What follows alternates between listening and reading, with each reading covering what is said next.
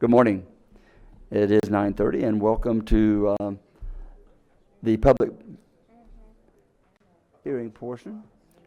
And thank you for taking your time to come out and address us with your concerns. If you would, please state your name when you approach the microphone. Give us your address for the record, and you have 3 minutes to tell us what's on your mind. The first speaker we have today is Jeff Brower. Thank you, Jeff.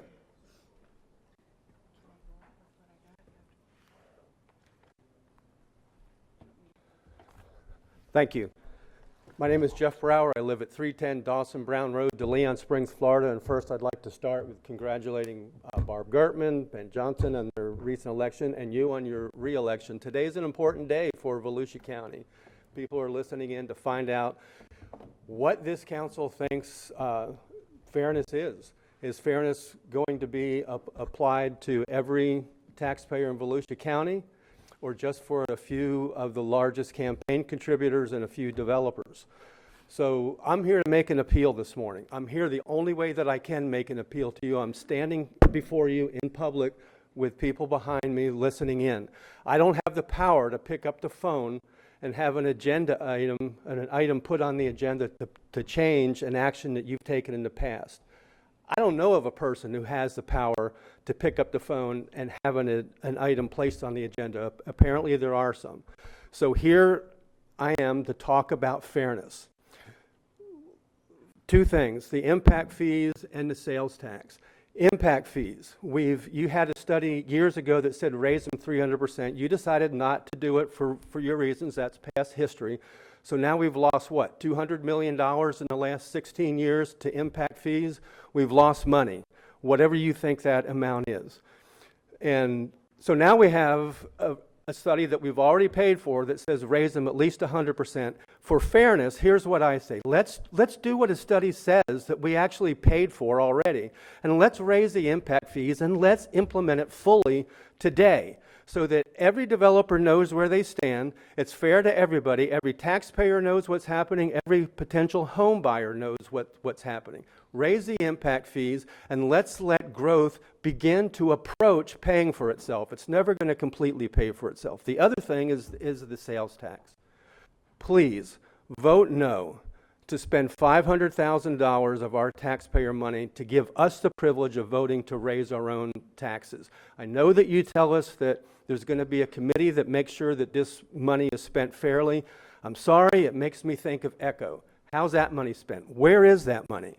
So if you raise the impact fees, if you don't raise sales tax, and a developer pulls up stake, gets mad and leaves, instead of wringing our hands, let's break a bottle of champagne.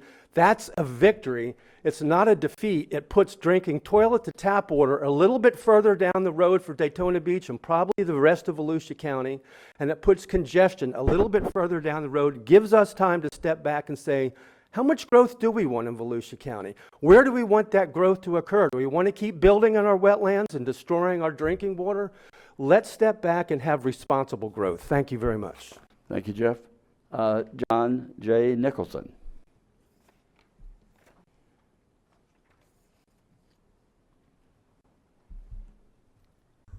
John Nicholson, 413 North Grandview Avenue. In Daytona Beach, I'm known as anti-development. I'm also pro-resident and also known as anti-resident. It depends on what the topic is. You could be any one of the above, and you all will be the same thing in a couple of minutes. You will either be pro-development or anti-development, depending on what's said, depending on what somebody looks at what you said. The impact fee, when I came last month or whatever, absolutely needs to be raised. It really, really does, okay? It will be at the point where you're planning it to be if you go forward. The report comes in, you need to raise this so many percent, this so many percent, 100% here. Remember, it also said we're going to lower it here, we're going to lower it there, we're going to keep it the same. It wasn't across the board 100%, 150%. So I'm asking you, you didn't really take the time to discuss it. You did not discuss the unintended consequences. What came down the pike, which you may or may not have known, is the city was going to raise. We're going to need the bridge. We need money for this. We need money for that. All of those things you guys should have discussed when you said, I need it right now, because everybody wanted it immediately. 15 years, so we got it. We have to absolutely raise it within the next couple of seconds. No, we don't. People objected to the idea that we were going to wait a year, remember? Oh, no, it has to be done now. We can't do 25% now and the rest later. It has to be all done at once. No, it didn't. You had a choice, and you didn't do it. I'm asking you now to discuss what is really going to happen. It will eventually go up to whatever it needs to be, whatever Seminole and Orange and whatever. I can understand raising that. But we don't have the amenities and the what all that Orlando and Seminole have. We're not picture perfect. So we shouldn't match them picture perfect. If we're a little bit less, oh well. We have to look at what we can do in Volusia County. If doing this raise screws up everything, it's of no benefit. We're going to raise and make X amount of dollars. I think $7 million was mentioned. All right? What happens when we lose $800 million project, 1, 2, or 3? Today there was a second one, just below Father Lopez. So how many projects can we afford to lose because we didn't discuss when we are going to get to that point we need to be? It doesn't have to be overnight. It could be 2 years, it could be 3 or 4. Lastly, what I'd like to say is, it's not giving anything away. All of us, if we knew the prices were going to go up, we would buy an object. If the cars were going to go up overnight because of a new tax, if you were going to buy a car, you'd buy it now. It's common sense. It's not the developer's fault that we're raising the taxes like we are. It's not the developer's fault that we are not. Thank you, John. 1 second. Thank you, John. All the paperwork through. John, Those that filed, John, let them do it. I know we're going to hear from you again, so thank you very much. Barbara, I think that's the only other cards we have. Okay, so we will discontinue this portion of the meeting, and we'll see you back here at 10 o'clock.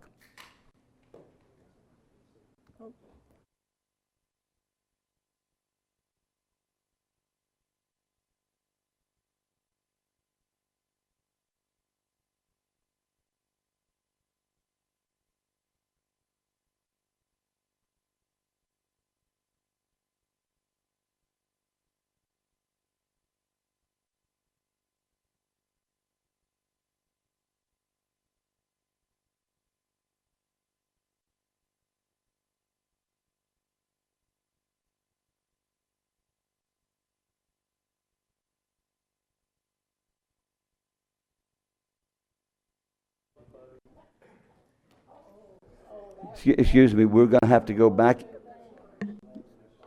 Dr. Sharples, and we're going to have to go back into session. There was a card that was not turned in, and he would like to speak now, so we'll go ahead and reconvene the public portion.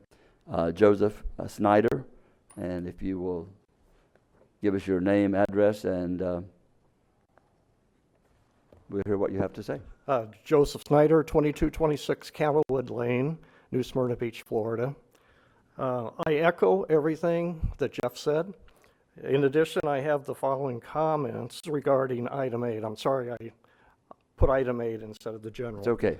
I'm here today to address item 8, the proposal from the Building Association to change the point at which impact fees are assessed and paid. I'm not sure at this point whether this proposal is meant to be temporary or permanent change to the procedure. However, neither is acceptable at this point.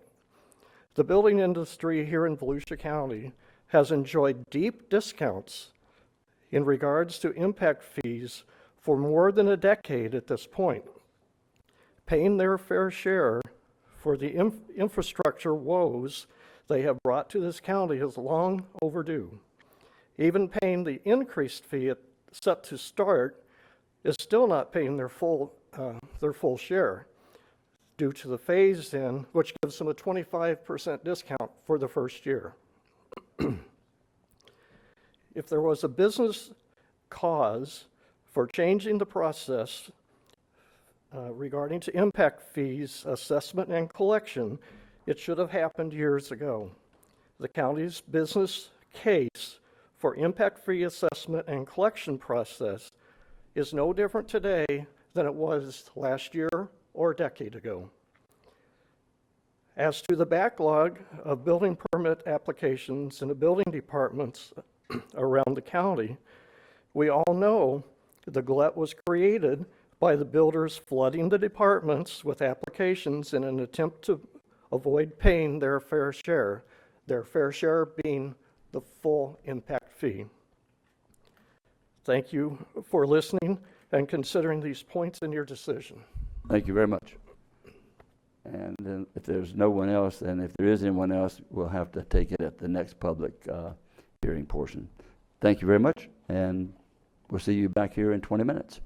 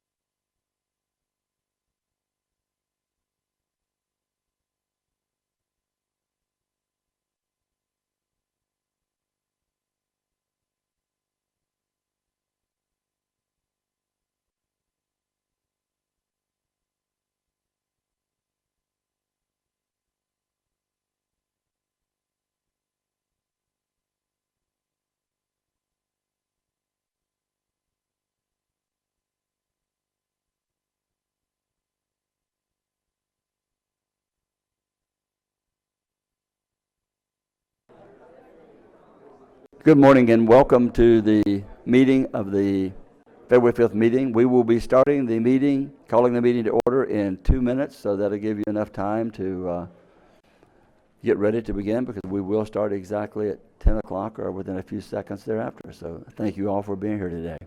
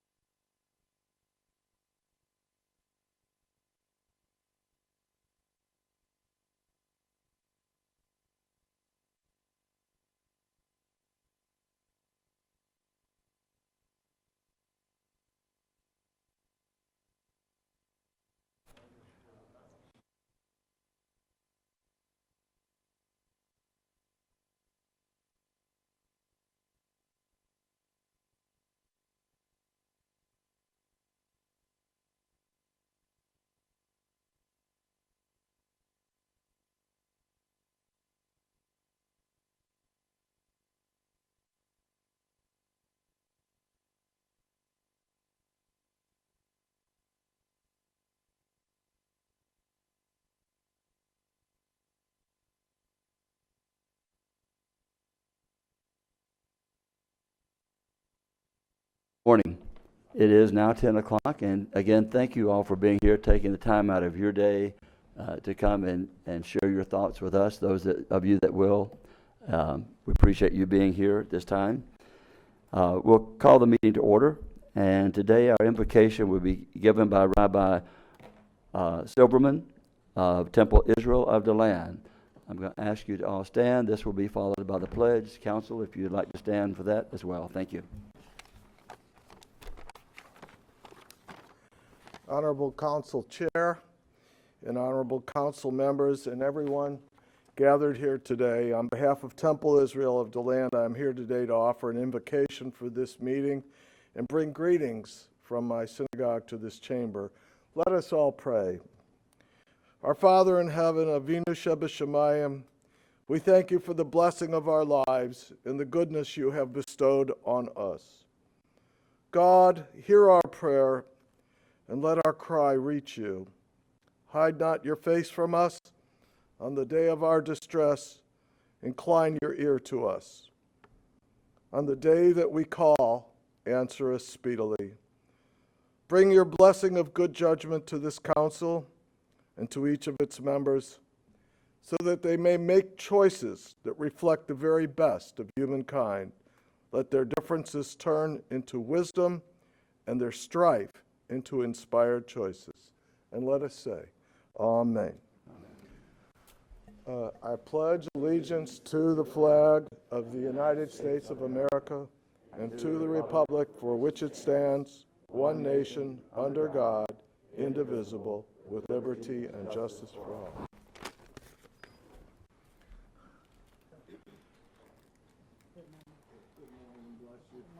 Have a good meeting. Thank you.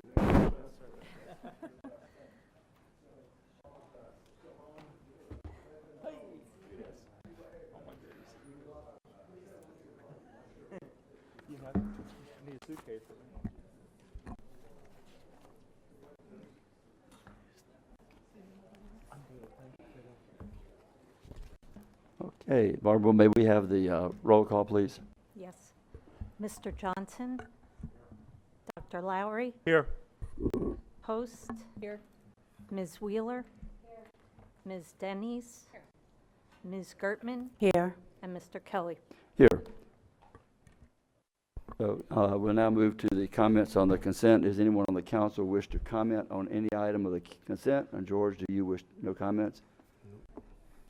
I need a motion to approve the consent agenda. Mr. Chair, move approval of the consent agenda as written. Second. A motion made by Dennis, seconded by Ms. Gertman. Any objection to the motion? Hearing none, the motion passes unanimous, and we will now move to item number 2.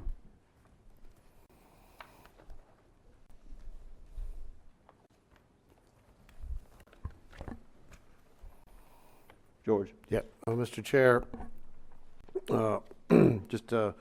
this is of course, we've had lots of discussion to get to this point, but today we're here to vote on the ordinance that was requested of the legal department to draw up concerning the voter referendum for the half-cent sales tax. Dan will go over the facts of the ordinance in just a second. I just wanted to say that if you vote yes to do this, we'll be following up pretty quickly. We have our infrastructure list ready. Also, this triggers the OPAGA audit that will begin. We'll notify them today that if the vote is yes, to move on that. So you'll see then following up, our infrastructure list, and we'll have discussion from that point on where we're going after that. So today the focus is the ordinance itself. So I'm going to turn it over to Dan, who'll give you the facts. Thank you, Mr. Chair. Members of the council, as you know, this is a public hearing for the council to consider adoption of the ordinance. The ordinance in this instance is subject to approval by voter referendum. The ordinance provides that would take place in a mail ballot election on May 21st, 2019. The concurrence of the supervisor is required. I think she's here ready to. I don't think that's an issue. And also, she is to file. The ordinance requests that she file a plan with the Secretary of State as required by statute. Of course, there's already been reference to the discussion to the compliance with the OPAGA audit requirements. That the audit would be posted for 60 days prior to the May 21st date. Before you in the title is a recitation of what is in the ordinance for 20 years, and the categories of capital items for which it could be spent. There's been much discussion in the community about the various projects that the cities and the county might have list, but this becomes the categories within which those lists can be developed. The ordinance requires a citizens review committee. Those members are nominated by the municipalities and one by the county council itself, but appointed by the county council. They serve at the pleasure of the county council. If there would be a removal for whatever reason, the municipality or the county would follow the same procedure in appointing a substitute. The ordinance will be distributed according to a statutory formula unless there's a subsequent interlocal agreement. That statutory formula is it is population-based, and that the money comes directly from the Department of Revenue to the municipalities. The ordinance will become effective on January 1st, 2020. The money would begin being received by the municipalities probably at the end of February, but that's up to the Department of Revenue and their distribution procedures.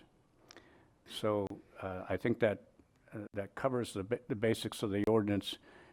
You're required to adopt it, but it comes as approval becomes effective only upon a voter approval in the election that is provided. Okay.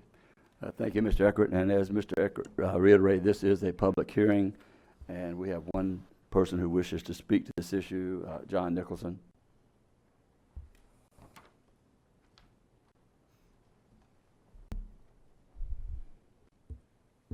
John Nicholson, 413 North Granbury Avenue. I can't believe there's not more people speaking. I think it's rushed. I know you're going to vote for it, but I feel you're rushing it. The feeling, and talked to 5 business owners yesterday, all are going to vote no. They admit they need it, and they think it's going to go down. I know that the figures show a very close race. I think you were up by 5 percentage points or something, that it will pass. But I think if enough negativity comes out, and there's another item coming up, I think it's item 8, developers come in and ask, well, that changes a lot of minds. I don't have a problem with them asking. To me, it's a logical thing. But many in the community think it's a favor to them to do what is logical, all right? As I told you before, you guys are going to be either good or bad, depending on what side of the fence you vote on. But we absolutely need this half-penny sales tax. And I hate to say it, and I know you guys are going to be offended, but you guys screwed it up from day one, all right? It may have been blamed on Deneen for this, it may have been blamed on somebody else, but technically, this is what we actually needed like 2 years ago, all right? And it got delayed and this and that happened or whatever. But now all of these things are coming together at one point. If people pull out of the projects they're doing, we as a community, not just Daytona Beach, but you all on this side of the county are going to suffer as well. The city of Daytona Beach disproportionately gives out money. We raise $100 and some odd million in sales tax, and we John, get can back you 3. speak to the issue, please? I know, Thank that you. is part of the issue, all right? The issue is whether or not we The pass issue it. is, all right, if we pass this, and you don't do your homework, and you don't go out there, it's going to go down in flames, and you're not going to bring it back in 5 minutes, or a month, or 5 months. You'll have to sit there and wait a while. So I'm asking you not to rush to judgment. I know you want it real soon, but let's not do it right away. Let's think about it until after the summer. Thank you. Thank you, John. We'll close the public hearing portion, and at this time, I would like to have, for discussion, I would like to have a motion to, for ordinance 2019-4, levying upon voter approval a half-cent local infrastructure sales tax for 20 years for roads, sidewalks, bridges, water quality, and stormwater and flood control, and requiring a citizens review committee. So moved. Motion made by Dr. Lowry, second by Mr. Johnson. Council. Ms. Post. So, as most of you know, I'm opposed to increasing the Volusia County sales tax in the first place. I've heard many statements like it's just half-cent sales tax, 60% of it will be paid by tourists, and the city admins join in support of the county because, of course, they welcome the funding, which I truly, truly understand. But it's a regressive move that unfairly taxes and puts the burden on the citizens in the county that can least afford it. I am not in favor still of the sales tax. There seems to be an urgency, John mentioned it, to push it through because county infrastructure's been ignored for too long. I understand that we need to address the roadways and our infrastructure needs, but I don't feel that taxing the citizens is the answer, and I would strongly encourage the current county council to demonstrate leadership and find other ways to pay for the items that have been neglected. Doing things like stepping back. I think someone also brought this up before, stepping back and really looking at responsible growth, having serious joint discussion with the cities concerning our current and future land use decisions, and of course us actually sitting down to discuss our priorities and truly assessing our needs and perhaps making some serious decisions about the areas that fully need to be addressed would be a terrific start. If in fact the ordinance does pass today, to levy the half-cent sales tax for voter approval, I would ask that we do not again waste the citizens' money by moving this to special election and rush the public vote based on a small survey provided to us by the CEO Alliance, and that it be placed on the general election ballot for the people of Volusia County to vote on. That's all I have. Thank you. Ms. Dennis.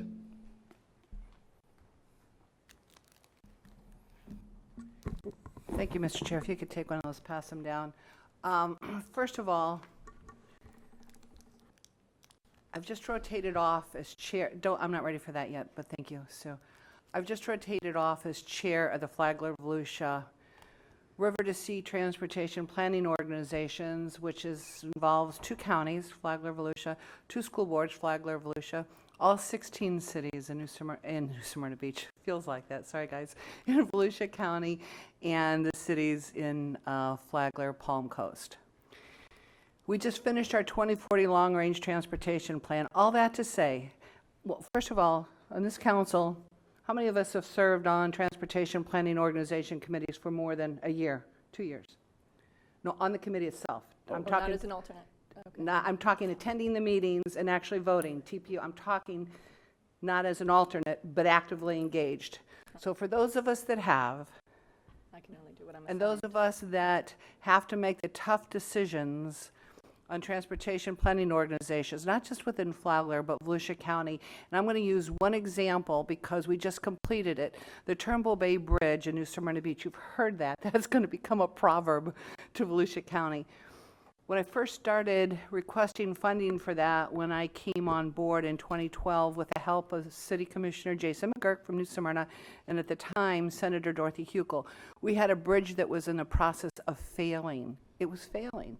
And we had patched it, didn't we, George? We were waiting, that was a really serious issue at the time. Yeah, we actually had to spend about $200,000 to keep it open long enough to get to the actual replacement. Right, and so collaborating with the city of New Smyrna Beach, we knew that that bridge had to be repaired. The problem was, what the state wanted was a 6.1 mile detour in that area for a year and a half. That was unsafe. We actually had the city, to their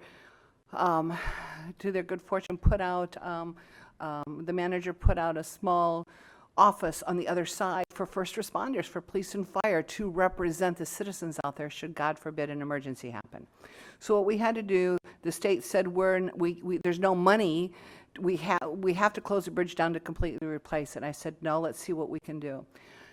I got complete participation from the council at the time in 2012 to ask FDOT to fund the balance of doing that bridge in phases. We were told there was no money.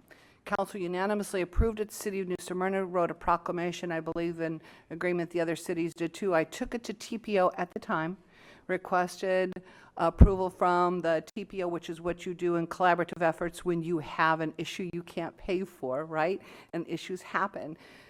Unanimous approval from the Transportation Planning Organization. Sent it to FDOT. Long story short, then Secretary Downs, District Secretary Downs, was in Volusia to talk to me about another issue. And I said, Secretary, I know it's probably very low in your priority list because there's, 7 counties in her district that Transportation District Secretary oversees. But we've made a request for about another $700,000, I think $800,000 at the time, that's 2012, to phase this bridge in so we don't have a detour for our citizens and create an unsafe situation. And to my surprise, she says, Councilwoman, I don't know who you know, but you got everything you asked for. I said, what? I didn't even think she read it at that stage, very honestly. She said, I just got an email. She pulled up her phone. She said, look, it's got the letterhead on it. We're going to phase the bridge in. I said, Secretary, can I print that before you leave and will you sign it? I was not going to let her out of this building until we had a copy of that form.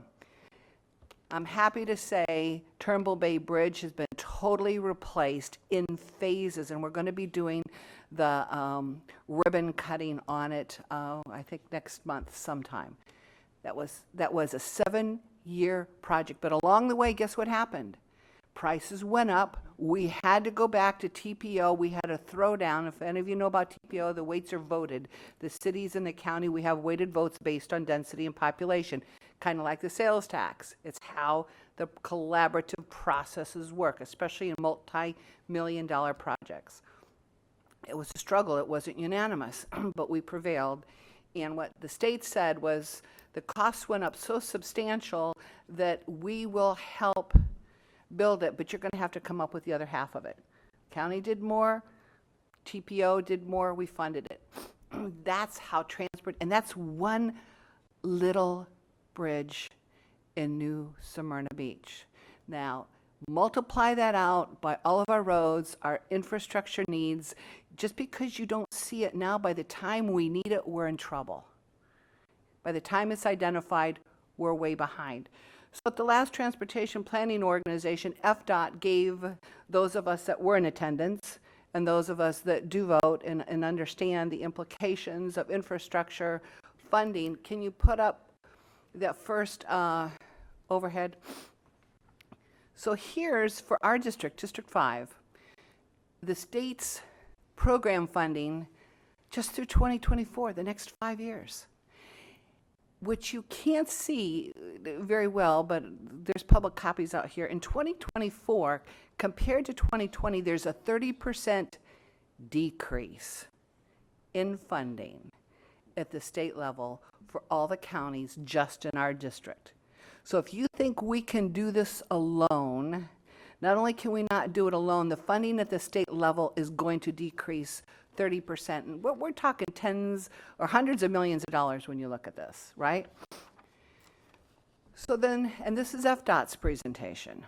Can you go to the next slide, Sue? And council, this is what I gave you. So if you would take a look at this, this is today. Right-of-way costs, real estate prices, as we know, they're up an average 15% statewide. But here's the real deal. Increased construction costs, as of just today, are up 30%. Any project that you've got, road or bridge, that's going to require steel, you need to add 30% to that cost. Did we do it? We did not. This is what supply and demand looks like. And this is the real issue and the real struggles that we at TPO make collaboratively for our citizens within the cities and the two counties. Material and commodity costs up approximately 9% overall, and fabricated bridges up 25%. So if you think you're going to find another funding source, you've not been to a transportation planning organization meeting at all. So revenue, then let's look at the revenue. Reduced due to growth of fuel-efficient vehicles. That's a good thing, fuel-efficient vehicles. We all agree there. But here's the other thing. Home rule, won't even go there. But bills passed in 2018 reduced revenue by $71.2 million due to sales tax, property tax, and corporate income tax, and dock stamps. This is what, and I've been saying for the last couple of years, what's happening at the state level, the federal to the state level, but then is going to and is creating more of an adversarial relationship between the counties, statewide, and our cities to continue delivering the level of services that our citizens currently have. I'm not even talking expansion, I'm talking current levels of service. When revenue goes down, costs go up. We have to do the right things for our citizens, and it's a tough decision, it's a tough conversation, it's one worth having, and we're not saying raise the tax. All we're asking is to let the citizens decide if we can make the case, the city's with us, to make the case for increase in transportation costs. But if you say no, going forward, here's going to be, and I'm keeping a pretty good chart right now. My question's going to be, if you have a project in your district, how are you going to fund it? Tell me. Don't come back to council and TPO and say, hey, I've got all these projects in my district I want funded. And if you support the budget and you support council going forward, see, you don't have the luxury of saying, I'm not going to do that, and then pass the budget and let the rest of the electeds and those out front take the burden of the issue, and you go forward. That's not okay, especially on this issue. So I'm trying to make my case. If you can't tell, I'm going to support it. I'm going to support it to the point that I think the citizens have the right to decide for themselves. And I want to give a big shout out to the City of New Smyrna Beach, because it went up this morning. I saw it on social media. Thank you. They're actually holding a community meeting Thursday, 6 o'clock at the Brannan Center for their citizens to come talk to them and see their list of proposals on roads and bridges. That's what's going to be the next step in collaboration. The county, we're going to be doing it too, George. I know you haven't, but we will be doing that too in the 4 quadrants, as I understand. Right, we'll go into the zones as we typically do, and we'll we'll show you what our proposals are and take it to the citizens, and basically you're developing what we used to call our road program. Also, I want to remind that water quality and some other infrastructure needs will be addressed as well as through the list that we have developed. And that leads, my final comment, Council, I am going to support it, obviously, but there's some surveys that have been out there, and I've had quite a few people send them to me. And some of them, I have to tell you, to our citizens are a real disservice, because reading the verbiage of these surveys, they include, will you support a tax for transportation that includes Sunrail and Votran? Sunrail and Votran are not included in this, are they? They're not. Okay, let's, for the record, Votran and Sunrail have never been included in this. Water quality initiatives have been. So what I would ask going forward, those that want to attempt to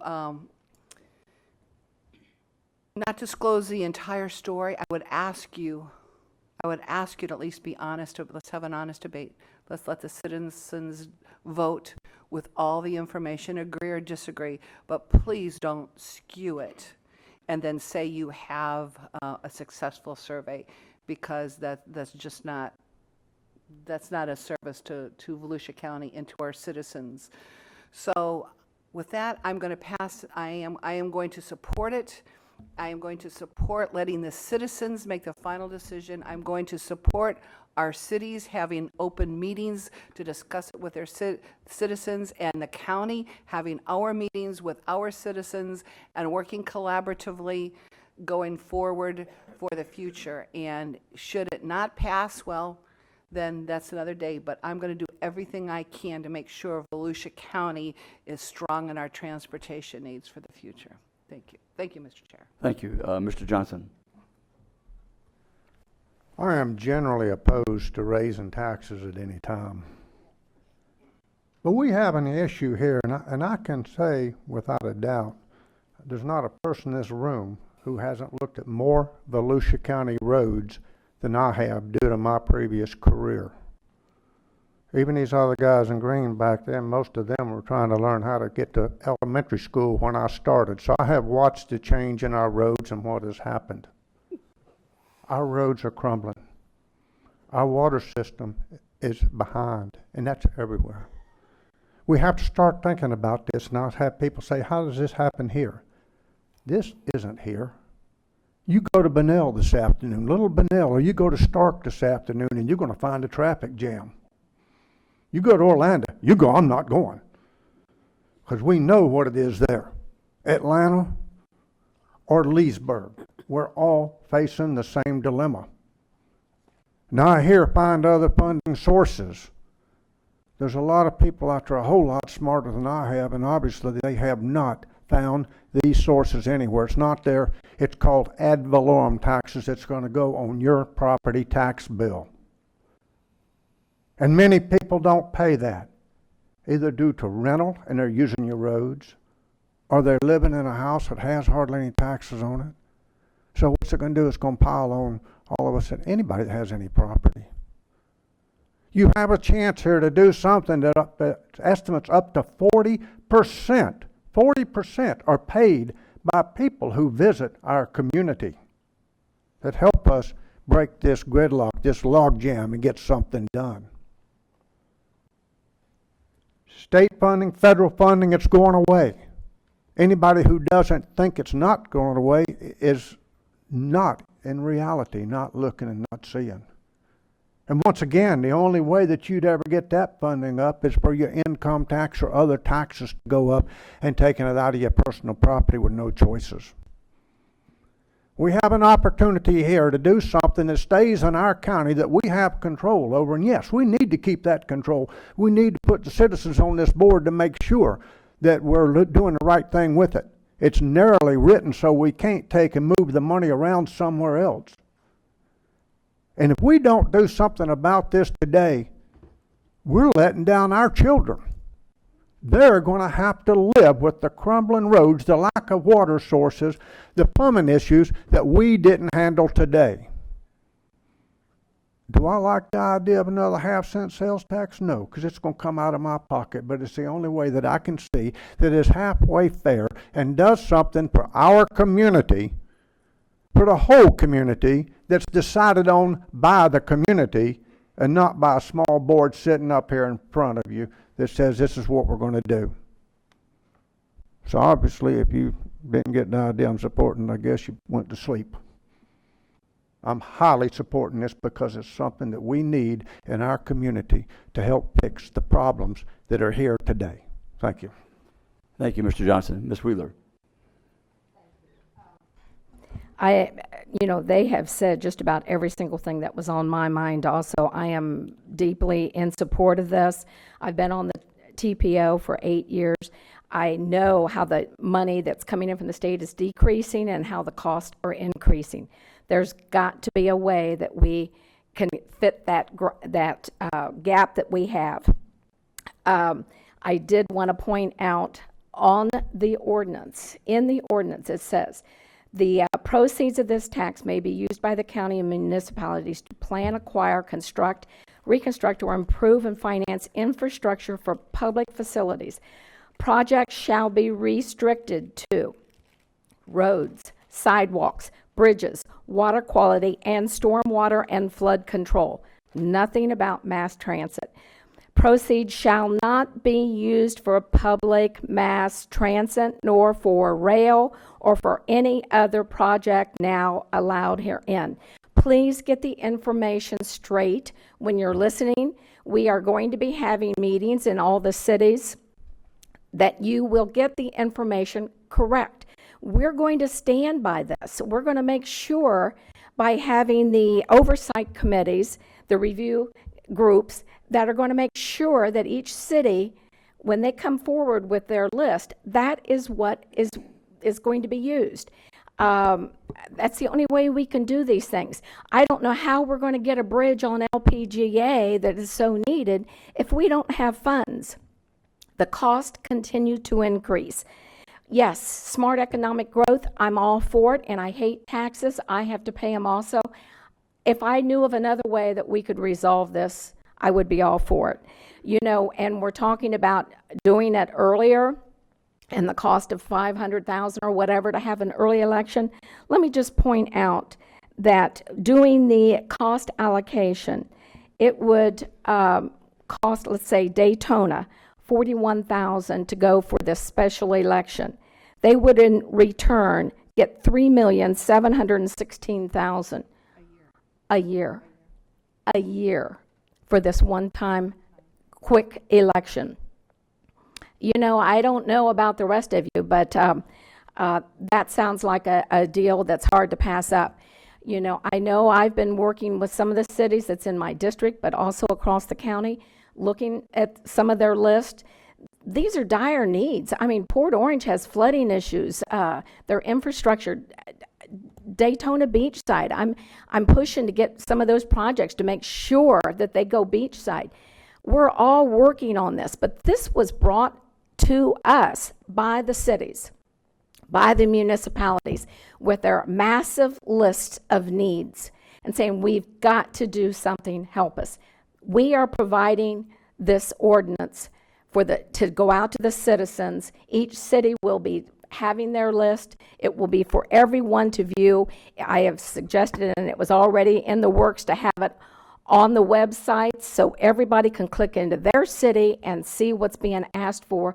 Go to the meetings and hear the correct information. This is not mass transit. This is so needed. If there is another way, You need to bring it forward, because I'm telling you, on the TPO, we're just wringing it out. And it is more, every single year a project comes up, you know, the money's not there. What they had planned 5 years ago is long gone. It's way over that. I am in total support of this. I don't know how else to do it. I hate taxes, but I'm going to be paying it too. I want to make sure our EMS and everything else and our citizens can travel from one area to another safely. And I want to make sure our waterways and our water infrastructure is taken care of. And I am in 100% support. Ms. Gertman. Thank you, Chair. As a realtor and also as someone who campaigned for 18 months and met with the city managers and others throughout the municipalities, and seeing the concerns within our area, the needs, the roads, I was a long supporter that we needed to find paths for additional revenue. I'm somebody who spent a lot of time in Seminole County, didn't have a problem paying that extra half cent or extra cent there. And I think a lot of West Volusia goes across that bridge to do that. And I think Volusia deserves that same opportunity. I do agree with Councilwoman Post that we do need to reevaluate and find other paths as well. But I do think it's critical because it is going to take several paths to meet the need and develop the funding that's necessary. To me, this is a 20-year investment in our community, and it's time. I mean, there's a lot that's been put on the back shelf over a 10-year recession, and a lot of development that hasn't happened, and a lot of support that hasn't happened for our infrastructure. So I'm a strong believer in letting the people vote. I do believe that the county is here in support. And I'm glad that the municipalities are really the ones that have to sell this to your community. And I think we can support you in this effort, but you're the one that's going to need to get your citizens out to support it and make the difference. And we can stand here with you in support of that. So I am also a strong supporter because I know it's going to take this to increase. We need to increase our tourism so we can bring more people to Volusia to help them pay that 40% that we're looking for. We need to increase our wages. And this is just another opportunity and a new path. So I am certainly in support, and I thank you. Thank you. Dr. Lowry. I'll just be brief. I support much of what has been set up here in the positive vein of this thing. I think a lot of people have forgotten what it was like around here from 2008 to 2013, 2014. I served on the Deltona City Commission. Nothing was going on. We were trying to just keep our heads above water. And I think when I came on here in 2014, it was actually a good time. Things began to move ahead. But I definitely support this. I have not, like Mr. Johnson said, I have not heard any Plan B that makes any sense or even begins to deal with this. So, Mr. Chair, that's all I have to say. I just want to speak in support. Okay, thank you. Let me summarize my thoughts as quickly as I can. What we're asking to vote, what we've been asked to vote on is to let the people vote, as Ms. Gertman pointed out. This is for you to vote. This action or this opportunity for a sales tax started initially probably 5 years ago, 4 years ago. It was rebirthed by the Volusia County elected officials roundtables, by the cities, pointing out the needs that they currently have. And these were needs that were 2 years ago. The initial needs, this is not going forward, the initial needs from the cities at that time, about 2 years ago, was over $1 billion of current needs. This is not planning on what will happen in the future. This is what currently exists. Do any of you sit in traffic tie-ups? Do any of you see flooding? Do we see leaking septic tanks? Do we have water quality issues with our rivers and streams? These are where some of the fixes can be, and that's why we broaden this to be strictly from roads, because while roads is an issue, it can be addressed by the impact fees, which we are taking care of, have taken care of, to address the road impact fees, which will help offset that part of it. But it's the other needs that the cities have listed. All 16 cities agreed to list their needs. Tourism. We have over 10 million tourists a year in the greater Daytona Beach area. They use the roads. They use the water. So they are a part of it. And that's why the estimates range between 30 and 40% will be paid for by people outside of Volusia County, which is another reason I support it. I don't really believe it's that regressive of a tax. If you look at those with the median income or even the lower income, the amount of money that a person, if you spend $20,000 a year on taxable items, remember, food, medicines, other items, your mortgage payments and so forth that you use to live on, they're not taxed. There's no tax on that. If you have $10,000, it's $50 additional on a $10,000 worth of taxable items. And I know that's more than people probably want to pay. I don't like paying them either. But we have looked at any alternative. The only alternative, and even that wouldn't work, because it would still be up to the cities to increase probably their property taxes by at least 30%. And what the other point that I need to make is the money goes directly to the cities. Doesn't come to the county for disbursement. It goes directly to each city to address those listed needs and issues that they feel need corrected, that you have had a part of in determining, because that's what the listing's for you to say, I need this fixed, we need this fixed, we don't need this, we need this, need that. So you decide, you're going to have the opportunity to vote, you're going to have an opportunity to say what you want fixed. You can always address those needs to us at the county, and we'll make sure they get to the correct place, to the cities. And most of the funds that come to the county, while we will receive about 48%, 47%, we're going to be working with the cities on their needs, because the needs that they have are within their cities and within their confines. Our roads are in their cities. Our roads are in their cities, so we're going to cooperatively work. And what this will do, this will allow us then to bond the issue, to go out and seek grants where they may be limited, but it will give us the power to say, we're willing to have skin in the game if you can help us. We can put more skin in the game, which puts us to the top of the list to get more money. Because if you show that you're a willing participant and you're willing to participate more than 10%, and you say, well, we'll put in 25%, you'll get a whole lot more money, and a lot more of these issues can be addressed. We could kick the can down the road and be criticized for kicking it down the road. We can address the issues for which we did not create. None of us have been up here on this. The longest anyone has been serving on this is 4 years, 1 month, and 5 days. So we weren't here in 2003. We weren't here in 2013. I'm sorry, that slipped. I get my 4 years, 1 month, and 5 days work. So no one's been here longer than that on this council. So we're willing to try to address the issues that we have that we didn't create, so that our children, grandchildren, and others who are here do not have to say, why didn't you do something? Well, we're going to give you the opportunity, I think, by the vote, to make that choice. And I think that's it. I call a vote. Need a motion to call the vote. Motion second. All in favor of calling the vote, say aye. Aye. Any opposed? Okay.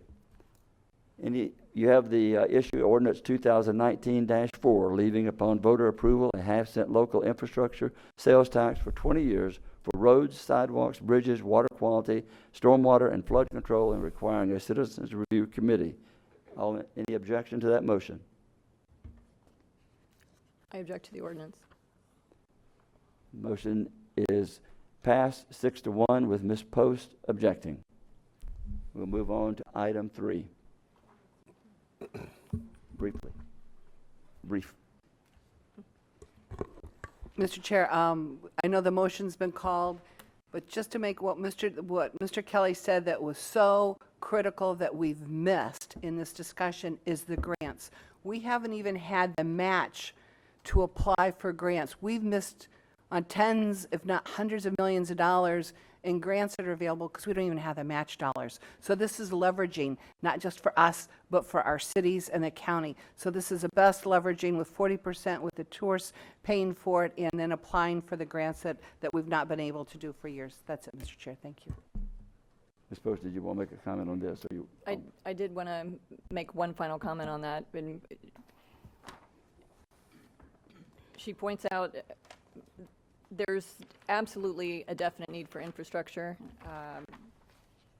but we've got to begin to discussing responsible growth, because operating in the same manner over and over and expecting a different result is just not wise. So I hope that we take this now moving forward to really sit down and start discussing responsible growth within Volusia County. I don't like to have this many comments, but I'm going to make one too, since everyone else seems to want to make one.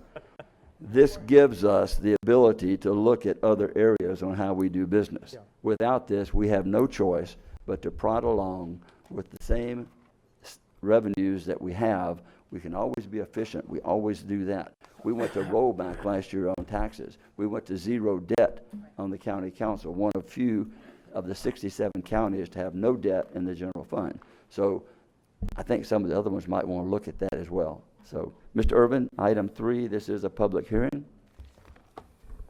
Good morning. Clay Urban, Director of Growth and Resource Management. Before you today is an application for a major amendment to an existing PUD for the property at the southeast corner of Kepler Road and State Road 44. The address is 2100 East New York Avenue. The subject property is approximately 4.1 acres in size. The proposed amendment is coming in and is addressing the uses that are allowed within the PUD. The existing PUD has been in place for quite a while and allows for a bank as well as an office type of use going in on the subject property. The applicant would like to modify that so that way they can put in a veterinary hospital and an office building at a later date. It would be a phased development, and the first phase that would come through would be the veterinary clinic. This was presented to your PLDRC with a recommendation of approval from your staff. PLDRC held a public hearing in which case 2 people from the public spoke and did not object to the proposed amendment, but did identify a need, that we have to address some of the traffic issues out there. Included in your staff report on page 3-28 is a discussion on the transportation improvements and what is required of this project. As you're aware, this intersection is problematic, especially during peak hour, and has created a great deal of concern for the residents and those who use the roadways. As part of the review by your staff, we wanted to coordinate with DOT because they are ultimately responsible for the design of the intersection, because State Road 44 is a state road.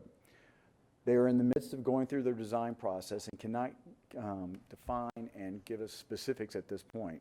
But the applicant and the staff here at the county have worked out an agreement such that they would be dedicating sufficient amount of right-of-way to accommodate what we believe are at least reasonable minimum needs, and will be working with us through the site plan to determine the size and depth of what you would need for the turn lanes that they're proposing on Kepler and on State Road 44. So overall, you see that the type of use is consistent with the PUD that was previously approved. You see that the applicant is willing to provide additional right-of-way to assist us with our efforts to improve that intersection. And overall, it's meeting all of our requirements are identified in our comprehensive plan. Just going quickly through here, what you see is a location map and an aerial showing that it is a vacant wooded site. If we could go to the next slide, please. This shows you the site plans. This gives you an idea of what was approved over on what would be my left of the screen. That shows you the existing PUD, and this shows you the proposed PUD.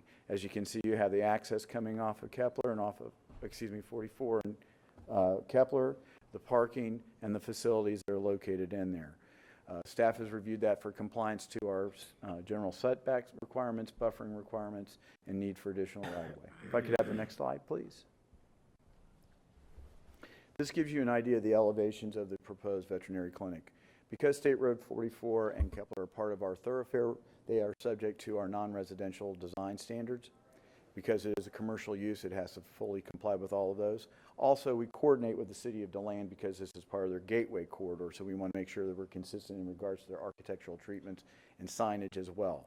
So what you see is they provide us conceptual elevation so that way as they go through the building permit and site planning process, this is what you would expect to see out there once this facility is constructed. As I stated, it went forward to the PLDRC with a staff recommendation approval. It's coming to you with a recommendation from the PLDRC with a 6-0 unanimous vote for support. The applicant is here. If there's any questions, I'll be glad to answer them. Okay, I have several people who wish to speak. Mr. Elkind, did you want to speak first or last? Or both? I'll speak last. I really don't have a Okay, presentation. you can't speak from there, though. We have to have you on the microphone. So, Deborah Black, Ms. Black?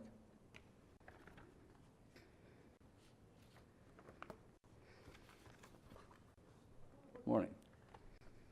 Just state your name and address, Ms. Black, for the record, Okay, please. I'm Deborah Black from 108 East George Street, which is immediately south of the corner property.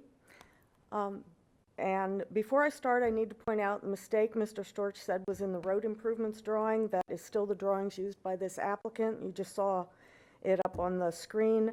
The right turn lane from northbound Kepler to eastbound 44 should start north of George Street. Mr. Storch was the representative in 2008.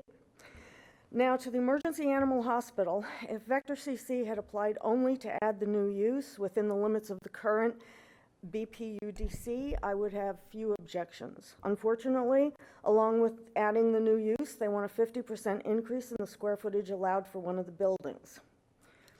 My concern is that the development plan has an expiration date, but the resolution to rezone this property does not. As the council has told us many times, once more intense zoning is in place, the council has little control over what is built under that higher intensity zoning.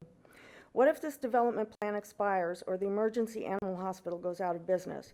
I'm sure you're aware that the veterinarians on West International Speedway recently closed their 24-hour emergency practice due to a lack of qualified veterinarians.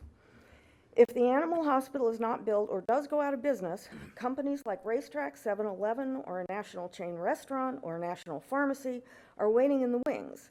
Any one of these would love to use this new zoning to develop businesses far too intense for this failing intersection. In fact, one of the many, many reasons the Racetrack was denied was because they wanted a larger building than the current zoning allows. And this, if you'll look at the map, please. This is not the only lot the council has to consider. These lots in red are all for sale. If you allow larger, more intensive development on this corner lot, the owners of all these other lots, once sold, will want even more intensity and larger buildings. If you approve the new use for an animal hospital, which is in keeping with what we have asked for in the past, don't set a dangerous precedent by letting them go bigger. Leave the current size limits in place at 5,000 square foot per building. Thank you. Thank you, Ms. Black. Rodney Black.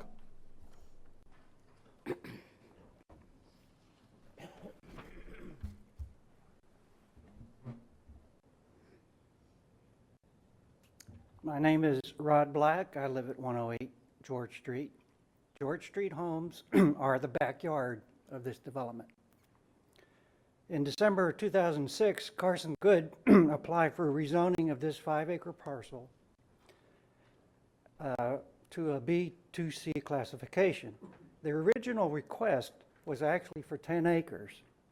This parcel, plus the 5 acres directly east and adjacent to said property. Why do I bring this to your attention? In paragraph I of the amended development agreement, there is a sentence that reads, quote, "The developer shall provide a cross-access easement to the adjoining property to the east." Why is this important? When the owners and developers of this adjoining property come to ask the county for rezoning their property, they too will ask for bigger and taller buildings. The county council in 2008 opened up a can of worms when they approved development in this all residential neighborhood at this corner. I know you can't reseal this can, but this county council should put a lid on it by controlling the overbuilding of parcels. This goes beyond rezoning the corner. Your vote today will determine what the whole intersection will look like in the future. The current classification on this parcel was approved with the following key provisions.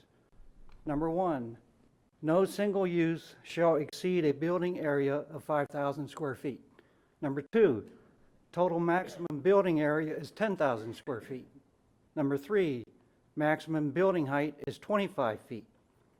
The current amendment before you increases all three of these provisions. Even at 5,000 square feet, this would be the second largest animal hospital without boarding facilities in Volusia County, and it will be competing with the largest one just 6 miles down the road. For years, developers have wanted more intensive commercial development than the county thought prudent at this corner. For example, the denied racetrack.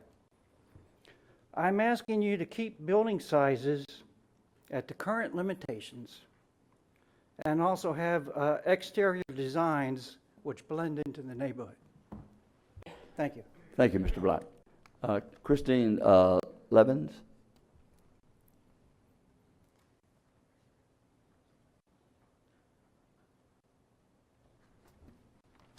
My name is Christine Levings. I live at 415 Lake Winnimisset Drive, and I'm here representing the Lake Winnimisset Civic Association, which has about 125 members. First, I wanted to thank you for considering the citizens that are most affected by this development by turning down the racetrack proposal as you did, and now approving this project. The Lake Winnimisset Civic Association feels like this is in keeping with the zoning currently allowed and will be a positive development for that corner. However, I am listening to Deb Black and her husband and kind of do agree with what they're saying for thinking about that whole intersection and the size requirements. But I do think that I would like to add, however, that any development along the 44 and Kepler area east of town needs to be linked to the Beresford extension. I'm going to keep talking about that because I have to pull out of Lake Winnimisset Drive every day and you cannot go left. You have to go right coming out. And you all know how ridiculous that traffic is. And I think it's very improper for the county to approve anything without also considering the Beresford extension and trying to deal with some of that traffic on that intersection. Thank you. Thank you very much. Darren Elkine.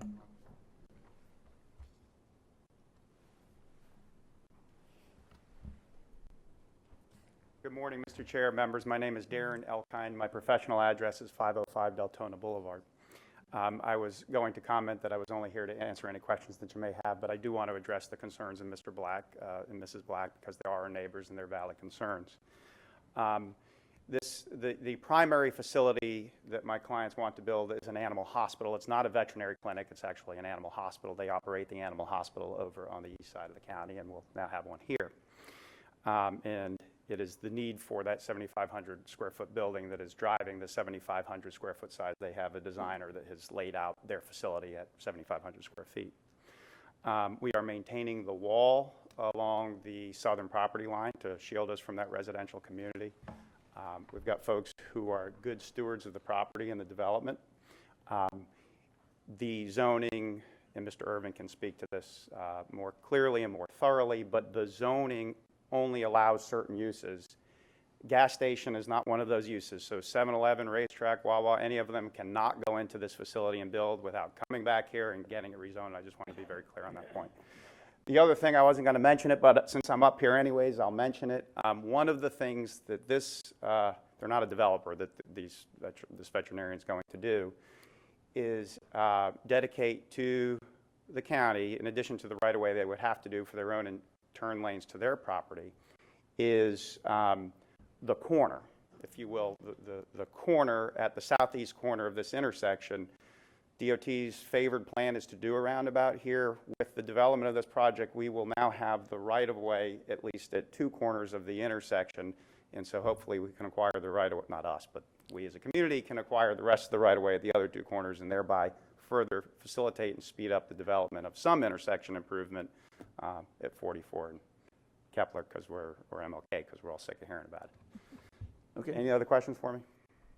If there are no questions, we'll close the public participation and council. Just make one comment. I would guess that probably needs to be larger, since you have emergency that you would have as a normal vet would not have the need to have people, animals stay at night more than if you have your vet. Our dog goes to the vet, he's home that morning. But if you go with an injury or something like that for an emergency, I would think that the larger space would be required for those situations where you would have animals that would be there. Or I can have Dr. Johnson speak to it, but there is no boarding of animals. No boarding, but they keep them until they come out of anesthesia, right, and the immediate recovery. But they have facilities, it's in the staff report probably, but ultrasound facilities, diagnostic facilities, surgical rooms that you wouldn't have in a normal veterinary office perhaps. And so that's what drives the footprint. I just didn't see that was an issue. I would see that you would be needing it. I wasn't sure, and thanks for explaining that. Okay. Yes, sir. Dr. Lowry. I would just like to go ahead and make a motion. I move for approval for case PUD 18-092, resolution major amendment to resolution 2008-42 to grant this, please. Is there a second? Second. Motion made by Dr. Lowry, second by Ms. Denny's. Any discussion? Any objection to the motion? Hearing none, the motion passes unanimous. And Clay, while you're here, if you want to address item 4. Yes, sir. We received a word from Allison Yurko, who's representing the applicant in the rezoning. It's part of item 4, which is a rezoning from the R8 to the PUD zoning classification. They respectfully request a continuance to the March 5th meeting at 10:30 in order for them to get additional time to make sure they've got all their ducks in a row for the compliance aspect of that PUD. Okay, can I get a motion for case PUD 19-006 resolution, rezoning of 3.09 acres from urban multifamily residential R8 to plan unit development 5301 and 5303 South Atlantic Avenue, New Smyrna Beach, to continue until March 5th at 10:30. Second. Motion made by Ms. Dennis, seconded by Ms. Gertman. Any objection to the motion? Hearing none, the motion passes unanimously. And item 5, John?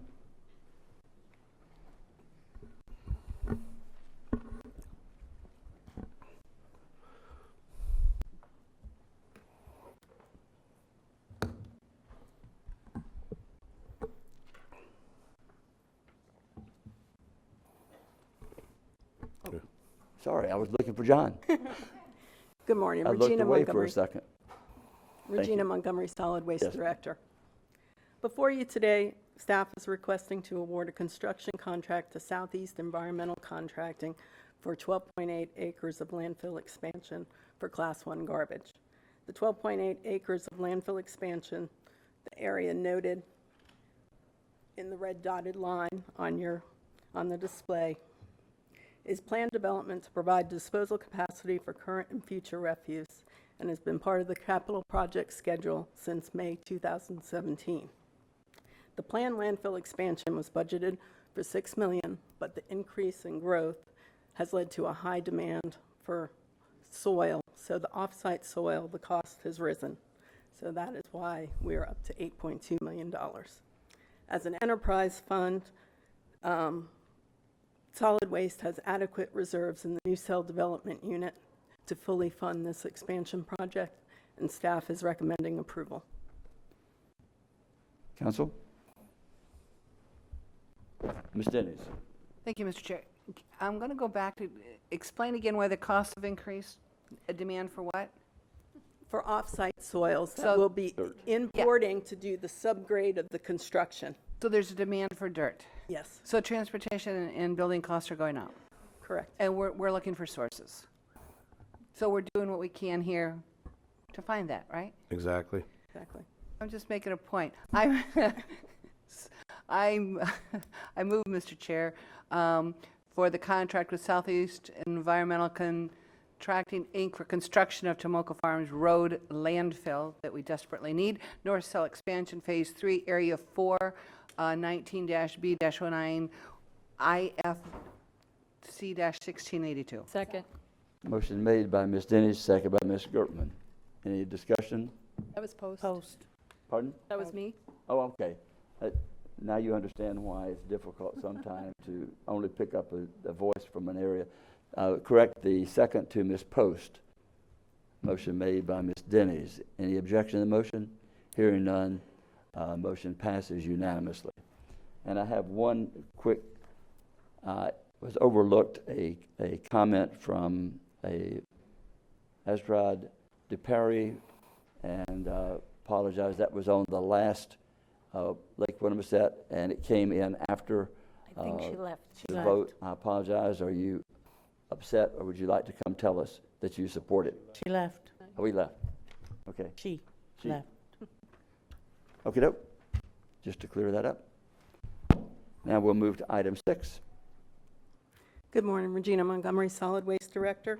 This is related to the previous item, and as part of the landfill expansion construction project, the county solicited statements of qualifications for construction, quality assurance, and engineering services. The third-party engineer firm will provide a full-time on-site engineering technician to perform the construction quality assurance activities during the liner installation and the testing activities.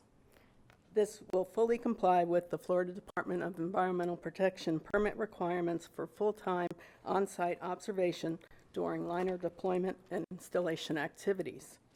The county evaluated 4 responses, ranked the firms, and is requesting approval of the committee ranking and authorization to negotiate a contract with the top-ranked firm, SCS Engineers Consulting Incorporated, and we'll bring back the negotiated contract for ultimate approval. Okay. Approval. Ms. Dennis. Oh, okay. Did I hear? Post. I said move approval. Okay. Motion made by Ms. Post, seconded by Ms. Wheeler. Any objection to the motion? Hearing none, the motion passes unanimous, and we'll move to item 7. And we'll bring Mr. Irvin back, or not. We'll bring Ginger Adair back. We're gonna have Ginger handle this. Play gets a break. Good morning, Mr. Chair, Your- honorable your members lights of get council. Ginger Adair, Environmental Management Director. And I'm here with an item that is actually a follow-up from something we heard in December. Dr. Dwayne DeFries was here on December 18th to talk about the comprehensive conservation and management plan for the Indian River Lagoon. He gave us a great presentation. This is a follow-up to that. One of the requests from the IRL Council is that each of the 5 counties in the Indian River Lagoon adopt a resolution in support of their recently updated CCMP, Comprehensive Conservation Management Plan. And Dr. DeFries sends his regrets. He couldn't be here today. They are in their meeting week this week as well. So they're preparing for their meeting on Friday, which Ms. Denny's is championing this time. And so I can go through the resolution if you'd like. If not, if you have any questions, I'm here for you. I think we've gone through it pretty thoroughly. We've had the information. Ms. Dennis. Thank you, Mr. Chair. And will you forward this to Dr. DeFries? Make sure that, because our meeting will be Friday at the Brandon Center. Absolutely. I talked So to we him can do that. yesterday. He's excited. We'll be the first county to adopt a resolution. He's really happy about that, and he'll give that as an update on Friday. And thank you to Volusia County yet again being on the forefront for water quality issues. I think this is very strong. So, Mr. Chair, make a motion to adopt resolution of support for the Indian River Lagoon Comprehensive Conservation and Management Plan. Motion made by Ms. Dennis, seconded by Ms. Wheeler. Any objections to the motion or comment? Hearing none, the motion passes unanimously, and we will move to Thank you. item 8. Mr. Irvin. Good morning. Clay Irvin, Director of Growth and Resource Management. Before you today, staff is requesting direction from the County Council regarding one of the implementation requirements we have in our Thoroughfare County Road Impact Fee Ordinance. According to that ordinance, the county can issue a statement as far as the impact fees that are due when a building permit is issued. The person who receives a building permit can pay it at that point or pay it prior to CO. This has come to a bit of a concern to the builders in Volusia County. After the County Council approved the new Thoroughfare Road Impact Fee Ordinance schedule on December 4th, our staff sent out a notice to several of the builders on December 5th to let them know about the changes, about the amount, some of the other changes, as well as the statement that you cannot pay your impact fee at building permit application, but have to wait until the building permit is issued before you can pay the Thoroughfare Road Impact Fee. This is a significant issue to the builders because that means they had 90 days from December 4th to March 4th to utilize the existing impact fee schedule. After December 4th, the new impact fee schedule will be increased, basically going from $2,000 to $4,000 for a single-family home. In the report, I detailed that a majority of our impact fees have gone up. Some have gone up sizably. So obviously, it's going to be a concern to those in the building community. The requirement that is contained in the ordinance in regards to the payment has been in the ordinance for a considerable time. This is not part of the changes that y'all approved back in December 4th. There's also been some confusion in regards to how we've treated increases with the Thoroughfare Road Impact Fee. We have not really changed it, increased it since 2003. In 2004 to 2007, there were incremental increases based on index. But since then, there's not been any changes. So folks are thinking that we were tying it similar to what we do with building permit fees. The reason why the fees are tied to that is that the minute you pay for a fee, we initiate the review of the building permit. The concept with the impact fee is you don't have to pay the impact fee until you create the impact. Just for historical reference, prior to 1996, we required the payment of the impact fee for thoroughfare roads at time of building permit issuance. There was concern that was being voiced again by the building and development community. So we amended our ordinance to allow it such that we could wait until issuance of CO. In December, there was a letter issued by VBIA that identified a major concern in regards to the time it takes the local governments to review and issue a building permit. And the concern was that as a builder, I get into a contract, I come in, make my application for that building permit, and if the staff takes 30, 45, 60 days, I may miss that opportunity to pay the lower impact fee, which may have been associated with the contract I entered into. I can tell you that everyone is busy, and as such, everyone's staff is taxed.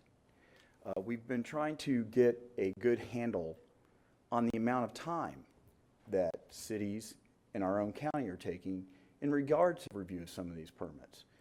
And we've looked at both single family and non-residential. For the most part, you're seeing anywhere from 2 to 4 weeks on average for the major cities in Volusia County to process a single family building permit. So that's anywhere from 15 to 30 days. There are outliers. There are some cities that are facing significant challenges with staffing. And so you're seeing sometimes taking 45 to 60 days for some of these permits. And so as we go through this, we have to look and see how is this aligning. And the whole point behind the state mandating that all changes to impact fees take 90 days to get into effect address those concerns. So from our perspective, that's why you see that In December 4th, you approved this. We sent out notices on December 5th. We held informational sessions on January 25th. So in theory, those 90 days are going to be addressing those situations so that way, if builders are going to be entering into a contract, they're aware of it. Also, prior to the December 4th vote on the impact fee, there were a significant amount of public outreach. We held 4 zone meetings as well as public discussions here at the council. So from our perspective as staff, we thought that we had made significant information available to all the people involved with building, provided them copies with the proposed ordinances and proposed changes, had an internet website that provided the information. On December 4th, the vote was taken. On December 5th, we sent out notices in regards to the implementation and held a subsequent implementation workshop with VCARD and VBIA on January 25th. So at this point, as the final sentence in the staff report says, it's really kind of up to the county council at this point to provide direction to your staff. The policy that is in place has been in place. If you feel that it's appropriate to make some modifications, please do so. If there's a need to discuss alternatives, we are here and available. I know that there's representatives from VBIA here to speak to the issue. If there's any questions, I'll be glad to answer them. Any questions of Mr. Irvin at this point, or you want to hear from we have 3 people wishing to speak on this. Okay. Frank Severino.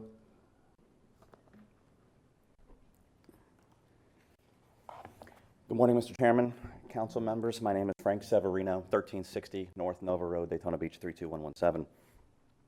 The construction industry, residential, commercial, and industrial alike, all need your help setting policy direction regarding the implementation of the Thoroughfare Road Impact Fee. In my December 14th, 2018 letter emailed to each of you, I outlined what we perceive to be an unintended consequence of the ordinance and suggested an amendment for your consideration, specifically allowing for the collection of the Thoroughfare Road Impact Fee at the time of permit application until March 4th. Here are a few details for context. The county building department, as well as 16 other municipality building departments, process permit applications at different rates, as you've heard from Mr. Irvin. Processing times vary from a few weeks to more than 6 months, and the most duration that we can prove to you is a permit that took 7 months from application to release. Current Volusia County property owners with signed contracts for construction based on the current impact fee rate and before knowledge of the increase will not have permits released by March 4th. Now, Mr. Irvin stated to you earlier that there was notice of what the consultant recommended and that this was on the horizon, but as a business owner, you can't make a contract for a vote that may or may not go through. So we could not officially add that to our contracts until after your vote in December. Who will be responsible for the difference in the impact fee at the closing table? No matter how you answer that question, at least one of your constituents is going to be injured. Please consider this situation and our recommendation on their merits individually. Please do not allow the half-cent sales tax editorials to get in the way of good judgment and good government.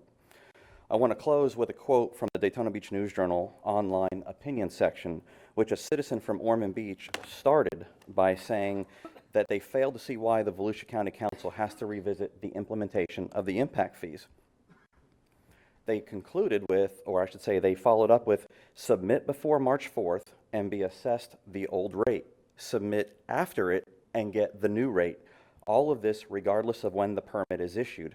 Where is the confusion? And I submit to you that that citizen had common sense on the issue, even though they thought they were against it. I thank you for your consideration, and I'll stand by if you have any questions from the industry. Thank you, Frank. Thank you. John Nicholson. Does he only get 3?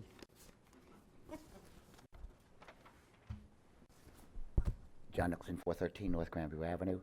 You think it's just the big boys that have to wait?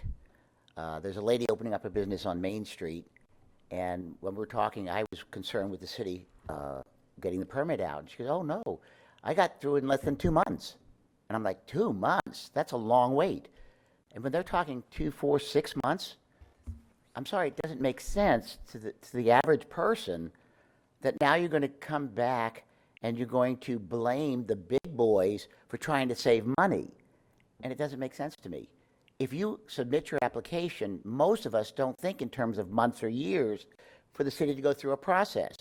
It should be wham, bam, thank you, ma'am, and it's done. But there is an issue here, and these people are submitting applications when they come in.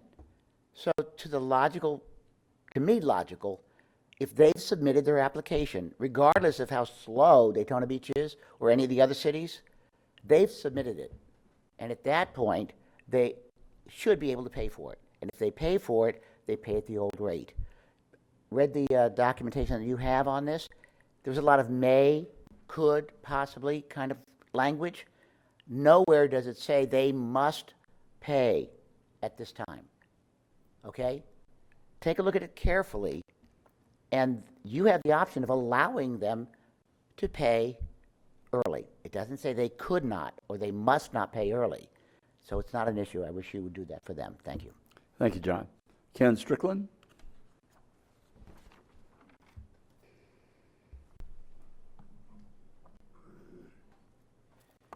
Ken Strickland, 1208 North Halifax, Daytona Beach, Florida.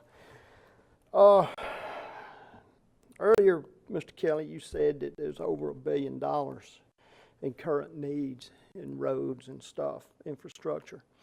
After almost 2 decades of inaction, you enacted only 75% of what consultants recommended developers to do on that increase, only 75%. Now developers want to beat that increase.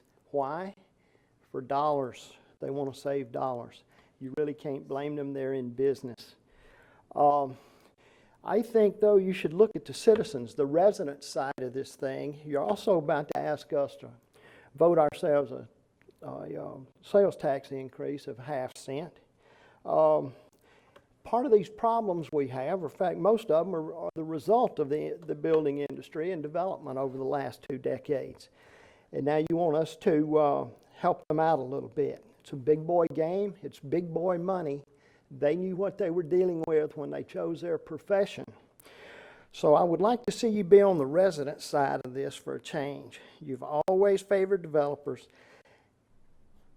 Don't change these rules. Think about us, because this is going to be part of what that money goes to that you're wanting us to vote for on that ½ cent sales tax.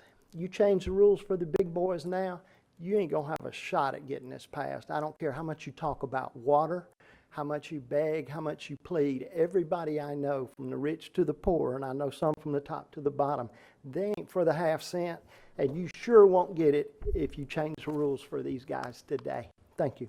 Thank you, Ken. Mary Ann Connors?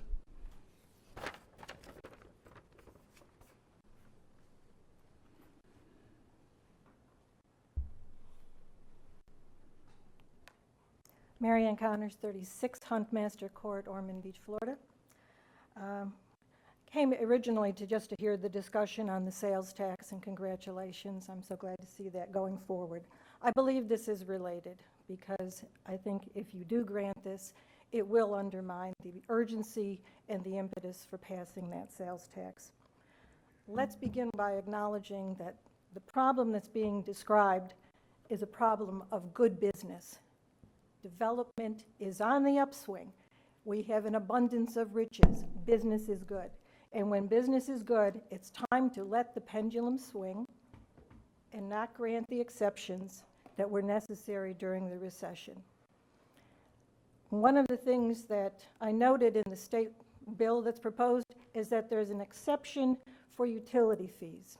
The reason for that is that utilities are a pass-fail infrastructure. You have service when that property comes online, or you don't. That's the kind of urgency that needs to be given to all infrastructure. It needs to be in place when the impact comes online. So I ask you to please not make this exception and deny the request. Thank you. Thank you, Mary Ann. Linda Smiley? Pardon? Okay.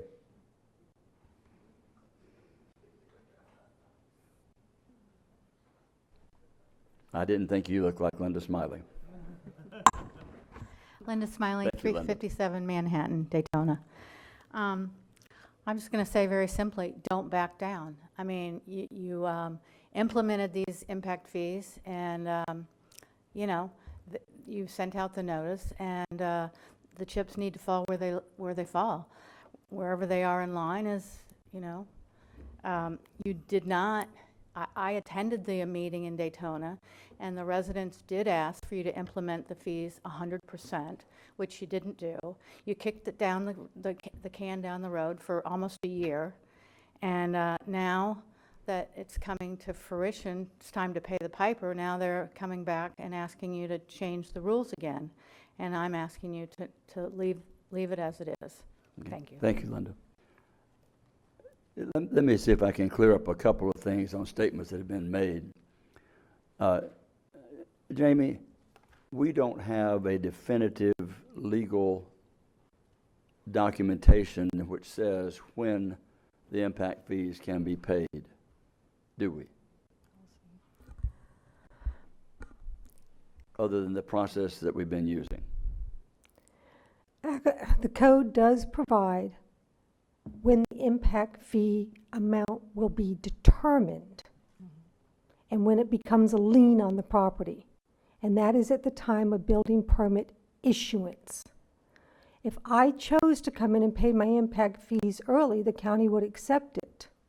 But if at issuance I didn't pay enough, we would lien the property for the difference. Permit issuance is the time at which the fee amount is determined.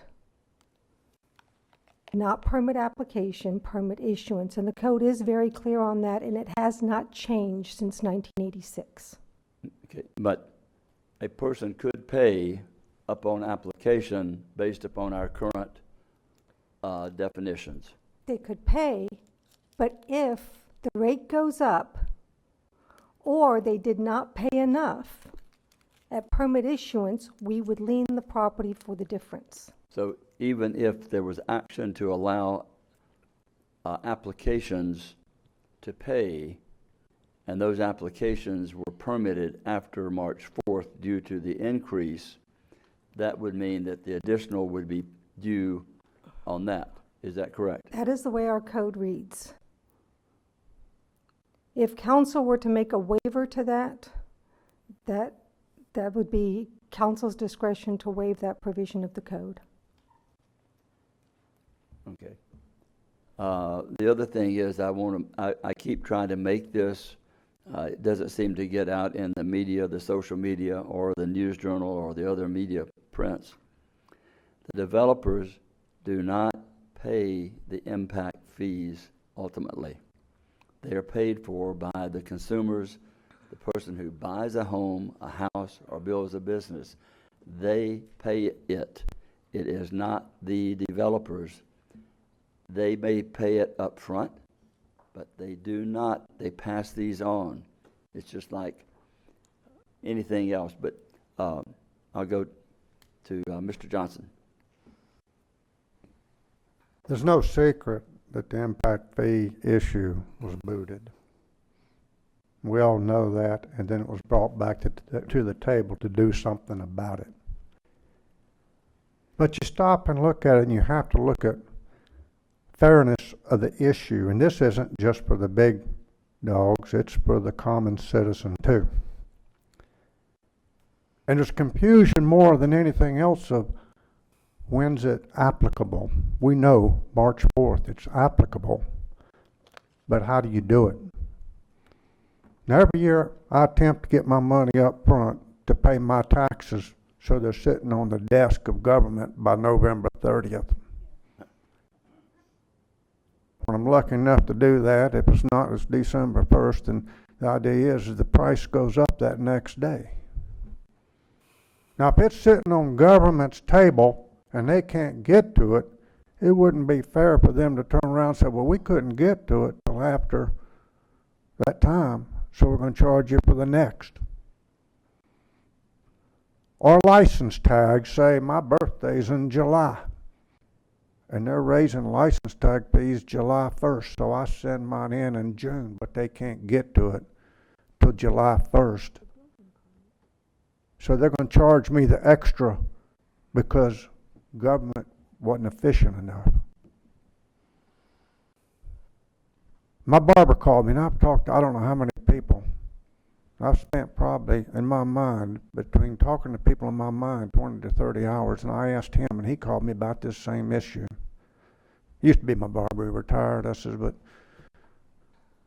what if you sent your barber license in, and it got to the desk, but it couldn't be gotten to, and the prices went up, and now it cost. So it's, some of this is in fairness. Now, it's a 90-day window, and they've had time, the builders in there on the other side of the fence have had time to look at it and to get on the roll, and should be close if they're planning on making any kind of a dent in getting it in time. I strongly believe we need to set a date, and I'd set it like February 15th, that it had to be in at that time, totally clear, totally fixed, totally right, no mistakes. And then if it's government's failure to have it done by March 3rd, then it shouldn't, they shouldn't be penalized for that, for having their work done correctly. Not like handing in a term paper and they hand it back and say, now you got a few more days. It has to be done and complete and total so that there's no fixing of it. And most of these individuals know and can and do that because they do them. If not, you know, it's a, then they fall under the situation you didn't make March 4th. And all I'm trying to do is find some fairness and some end to this thing, because we have to take and put this thing to bed. No change in the impact fees. We've changed them. They're set to go up in the future. We know that, but this is just a deadline that we have to set so it's fair for all involved, whether you like them, don't like them, or don't care. We still have to stop and think about fairness, and what if it was your building permit going in there and you had it in here by this time and we failed because whether we're flooded, whether it's flu season or what, that we couldn't get to you and fix this thing at that time frame. So I strongly believe that yes, we need to get a time frame on it. We need to get this off the table. I would suggest that February 15th, if you have it in and it's correct, you fall under it. If you don't, you just messed up, and you had at that time 77 days to do it. But it is done, and it's pretty much fair to all involved. And we can get this off the table and get to the next issue that we need to do and bury this fiasco. Thank you. Okay, Ms. Post. My comment is very short and sweet. You actually make an interesting point, Mr. Johnson, but this definitely is not, I don't look at this as a developer versus citizens or developer versus small business or any of that. I'd look at it as it is what it is. We addressed the impact fee issue. We did set a deadline, and in order for us to reboot, to address the deficiencies, we have to have a starting point, and we set that starting point, and I think we just need to move forward from here. It is what it is, and this is where we're at. Okay. We've had two comments. I guess, and then my question. I really feel for the person building a home. They're the ones that are going to have to pay for it through no fault of theirs. And not every home that has a permit application for it was under contract December 4th. So anyone who has purchased a home between now and the previous announcement that the impact fees were going up might not have been aware of it, even though some were advertising buy now before it goes up. But that was assuming then that the permits would be issued. So we are kind of in a dilemma on one hand. On the other hand, the impact fees are not going away. It's probably the only time I've made not a not the only time, a definitive statement that people are saying the impact fees are going away. We're not discussing the impact fees going away. They're not going away unless you all tell me they're going away. And I don't think anyone up here is going to say, the decision we made is going away, we're going to rescind it. That's not the discussion. I think that there had been a policy, Jamie, that I was told that before a person could, and I talked to Clay about it earlier, the cities require a impact fee notice, and maybe I'm getting it wrong, Clay, before they can get the permit. And I guess it's up to what the cities require, that the impact fees have been paid or applied for before they can get a permit. Or is it just they get a permit and then you can do the impact fees? Correct. The latter. Our folks, because again, this is a countywide impact fee, but people are getting permits in the other 16 cities, we require them to provide a form to us that indicates a permit number at the top, so that way we know we can issue the building permit or the statement on the impact fees based on what's being identified on that form. So it will say single family or the size of the commercial or office use. So that is what you're referencing, is that in order for us to either make adjustments on credits or to make a statement as to what impact fee is due, we require some form of confirmation from the city that a permit has been issued or a permit is in process in regards to the impact fee. Okay. And as we were saying, is that we see the number, we're assuming that the cities have issued a permit for that. Okay. Let me run this question by you.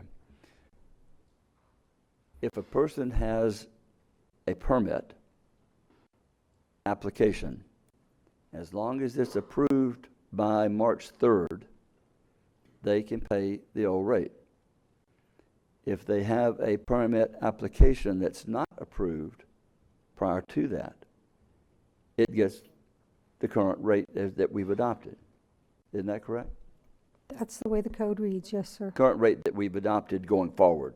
Correct. The new rate. The new rate would apply starting March 4th to any permit issued March 4th moving forward. Right. But if they have a permit issued before that, they can pay it up to March 3rd. So that's the date, and I don't know where, Mr. Johnson, you were mentioning the 15th as far as that. Right now they have, as long as the application's in, the permit's issued by March 3rd, through March 3rd, they can pay the old rate. If it's permits issued after the 3rd, it's the new rate that we've adopted, right? But I guess my concern is, I counted over 500 applications sitting in cities not being acted upon. And well, let's be clear on applications. This only applies to new residential construction and new commercial construction. Permits can include everything from a roof to new windows to a number of things. So the numbers that were quoted in the newspaper as to the permits sitting included a number of things. If we actually look at new construction, in the last quarter of last year, and it's going to come up in one of your agenda items coming forward, there were only 35 new commercial constructions in the last quarter of last year, countywide. There were, so new residential, we were dealing with about 400 or 500 countywide for the quarter. Right. For the quarter. And I think Clay does have some numbers that he got from the cities of new construction actually in process right now with, I'll call them the big 5 cities, the major cities, the ones with the largest population. Okay. Again, we were making the calls around yesterday to some of the cities to get an idea where they were coming from. And so Ormond Beach has currently 11 single-family residential, 5 or more building multifamily. So that means they have 6 condo or apartment buildings in process and 12 commercial build-out in process. DeLand has 37 single-family residential in process and 24 commercial build-outs. Deltona has 50 single-family and approximately 5 commercial, but we couldn't discern if those required new impact fees or not. DeBerry has 30 single-family and approximately 8 commercial. Daytona has 21 single-family, 32 multifamily buildings, and 22 commercial buildings right now. And Volusia County has 82 single-family residential and 20 commercial permits. And again, some of the commercial permits, we can't determine if an impact fee would be due on that because it could be just a simple modification to an existing structure, or it could be a brand-new store. We weren't able to discern that. Running a quick number, it's about 215 or so houses, single-family homes that have permit applications in that are in the process of being permitted. And the question is, will they be permitted by March 3rd? And again, as we were researching it, some of the folks that are standard builders, those who are consistently in there, the larger ICI, the KB Homes, DR Horton, those folks, when they come in, they've got a set of plans. Those are easier to review. Where you're seeing is the custom-built homes, the one-offs, the unique stuff. That's the stuff that's going to be taking longer to review. And I asked Mike Nelson to look at the information that is being provided to you right after this in the quarterly update. And so what you're seeing is this is for new residential construction for last quarter, which is kind of consistent. As you can see, it was roughly 703 permits for that entire quarter. So that's generally where we're at in the trend that you see. And so breaking that down on a monthly basis, you would see about 50 in Daytona Beach, approximately 33 in DeLand, about 29 in Deltona, 39 in New Smyrna Beach. Ormond Beach would be 3 to 10, and unincorporated would be around 22, and that's single family. In regards to the commercial, what we're seeing is there, again, 10 to 12 per month, and that's spread throughout the county, primarily Daytona Beach, some in Ormond Beach, some in Port Orange, and some in DeLand. Okay. So, yes, it does have some impact, but the fact is today is February 5th, so what we have in place under our current rate, if it's not a unique situation, we should be able to get to those within 2 to 4 weeks. Now, the thing is, we're going to have more and more coming up behind it, so the numbers are going to be continuing. Okay. Mr. Johnson. I'm sorry, Ms. Dennis first. Thank you. Mr. Irvin, is that the key to all, and Jamie, is the key to this word deemed complete in the application? I mean, no, ma'am. Let me kind of clarify. The reason why you see that we don't make a statement about impact fees till building permit. Right. It's single family is relatively straightforward, but your commercial is based on the total area of the building and what the actual use is going to be. So until we have a final set of plans that indicates that I'm coming in with a 20,000 square foot medical office, I can't be certain of this, because I can tell you we've had applications come in where they say office, which is a different rate than a medical office. Then when you start getting in there and you see that they have, labs and other areas, and you question what the use is. So what you're seeing is the reason why this whole distinction has been in place since 1986 is that at time of building permit issuance is when you have a definitive answer of what the intensity of use is going to be and what proper category it is. Okay.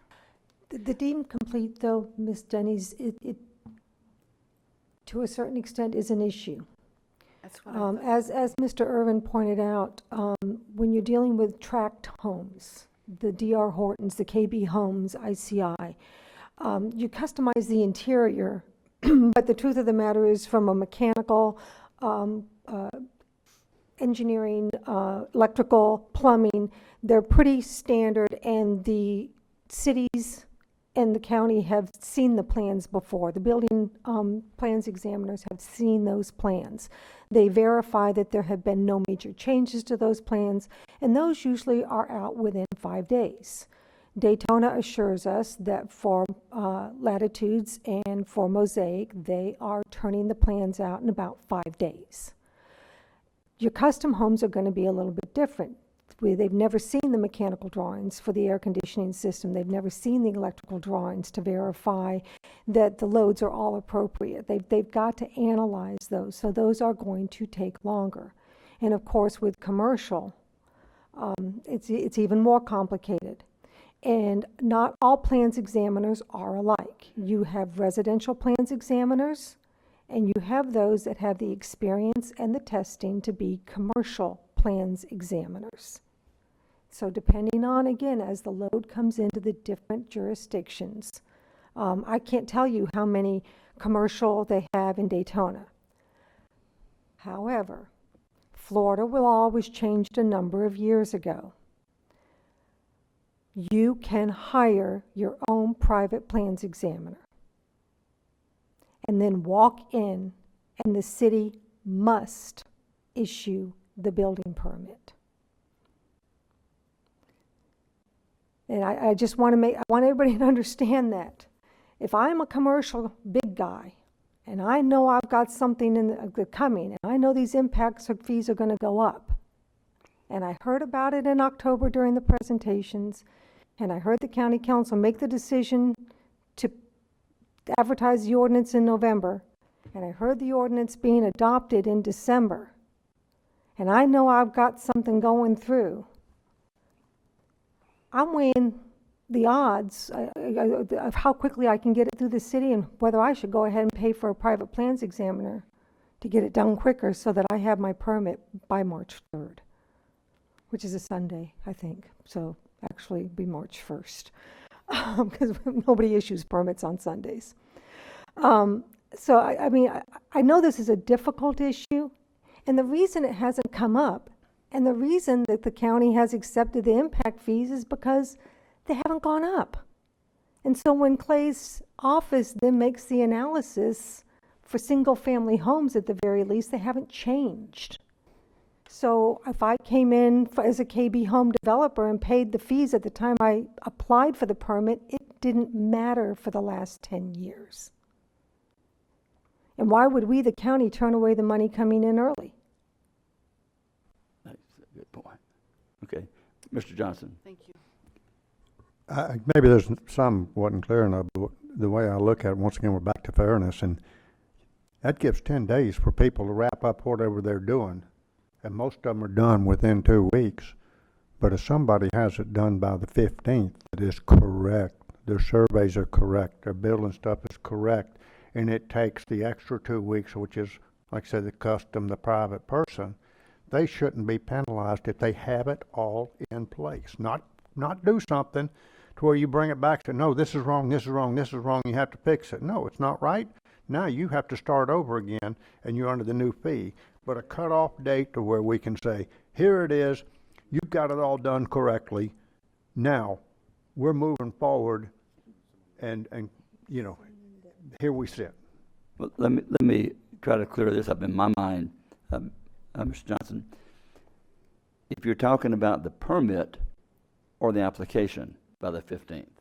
I'm talking about everything that you hand in to get your building permit, and it's all sitting there, and it's complete to where your permit would be issued, and you have everything sitting there. Your permit would be issued as sits, and you have it under the time frame. But government's not able to get to it till. But it would only apply to applications that are complete Totally, for a permit. totally complete. Don't give something. Not something just to fill the space and say, well, I had it in. No, you didn't have it in correct. It's not correct. This is an incomplete application. You have to start under the new rates. This application is correct. Well, it's in place. there again, we're confusing applications and issued permits. Yeah. But you're saying if the application for a permit, The permit's not issued till government looks at it and says, Exactly. this is correct. Right. So it would be the application, but it's a complete and correct application that would result in a permit being issued without any further review. If that were the case, then we would have, if we were to take There won't be that many premise- out there. There won't be many out there. Most of them are going to be taken care of, and I don't think there's going to be many out there. But I guess the fear that the public has, maybe I may be wrong, but the fear that they have, the fear that I have is I wouldn't want a KB Homes or one of the other large ones to come in and drop 500 applications for houses and say, we want these approved. That's wouldn't be fair, in my opinion, either. Could they get that done in 10 days? Yes. If they wanted to, and that's the scary part. Well, the truth of the matter is, Mr. Chair, that if something like that were to happen and the permit was actually issued, I think the agenda item walks through some of these timelines. A chief building official can extend the first inspection 6 months. If you're issued a building permit, your first inspection has to occur within 6 months. If it doesn't, your building permit expires and you have to start all over again. But you can A extend chief building official can extend that Another 6 months. first inspection for 6 months. That's a year. And then there is another extension that would essentially get you to about 540 days if the chief building official for that municipality granted those extensions. If you were to do something like this, it would not only be building issuance, but there could be no extensions granted. So those 500 homes would not likely pull. In your example, where KB Homes, Well, that and probably I don't wasn't- want to use their name in vain. Probably wasn't a good XYZ Homes. XYZ Homes comes in and drops 500 permits on the city of Daytona Beach. The first inspection on those 500 homes would have to be called within 6 months, or those permits would all be expired. And I can't imagine there's a builder out there that has enough manpower right now To build to them. pull No. the first inspection on 500 homes in 6 months. There's just, the building industry just, we can't support that kind of manpower right now. So I don't think something like that's going to happen. This fear of the developers dropping the permits early, I don't think that's going to happen. But I do understand, that a deadline's a deadline. Wouldn't we have seen that if that was going to happen? Just a minute, Mr. Johnson. Ms. Gertman. The way I see this is I don't really see it as penalizing the builders. I see it as time to contribute your fair share, right? I mean, again, I feel that we've kicked the impact fee down the road. Now it's time. Costs have increased, but there's been a long time of price increases where there wasn't that impact. So I think fairness to the buyers. I feel disappointed that this will be passed through to them, but I do think this is where we are in the market. Unfortunately, as a realtor, I see these prices increasing, and I just think that the developers, to me, need to pay their fair share and be a better partner with the community. And I guess there's not a grand number that this is impacting, and I think it's we need to move forward and close the door on the impact fees. Just one point. The developers do not pay the impact fee. They choose to pass it on. They do not pay it, period. They choose to pass it on. Okay, but I mean, I just want, you said it that way, and I just would like, because if you say it, people will think that they do. The developers, ask any developer if they've ever paid. The largest builder in area has never paid $1 in impact fees in 30 years. So the person, it's when they close, you've done enough closings, but not on, I don't know, new construction. The impact fees are on there. I paid almost $20,000 in impact fees when I built the house 20 years ago. So I paid those. That was the cost of buying the house. Because not only is this is just the road tax. Then you have the cities. A 2,000 square foot house, and maybe Frank can tell me if he's still here. Can you answer this question? If a rough 2,000 square foot house in Daytona Beach with all the other impact fees, or any city you want to pick out, would run approximately what? And again, that depends on the municipality where it is, but the fees range. If you want to use Daytona as an example, using the current rate, not after March 4th, when you add all the county and municipal Daytona Beach impact fees, you're averaging somewhere around $15,000 to $17,000 right now. For any size house? Any size, single-family detached residence. That's counting the recreation and all the other ones. Okay. Okay. Thank you. So here's where we are, folks. We set a deadline. We set a time frame. And it's going to take action to change that. And if anyone is in favor of changing that, we can have a motion to change it, or we can say we've ended the discussion and we move on to the next item. I think we've ended the discussion. I'd like us to move on. Okay. Ms. Gertman, I'm guessing that you're in favor of just moving on from here? Move it forward. Ms. Post? Yes. Mr. Lowry? Ms. Denny's? We've talked it to death. I don't know of any way that we could adjust it for the home buyers.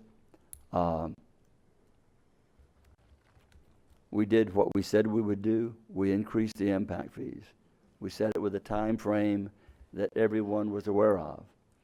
We held this meeting today for the transparency so that people could see that everyone did have an additional opportunity to voice their opinion.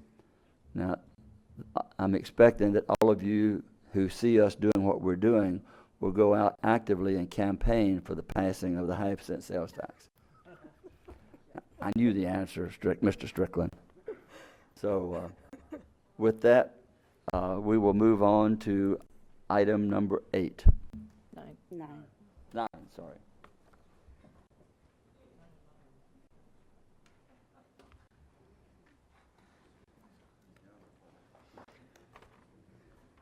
And now we get some good news, some fun things to happen. Chairman Kelly, members of the County Council, Rob Earhart, Economic Development Director, here with your quarterly update.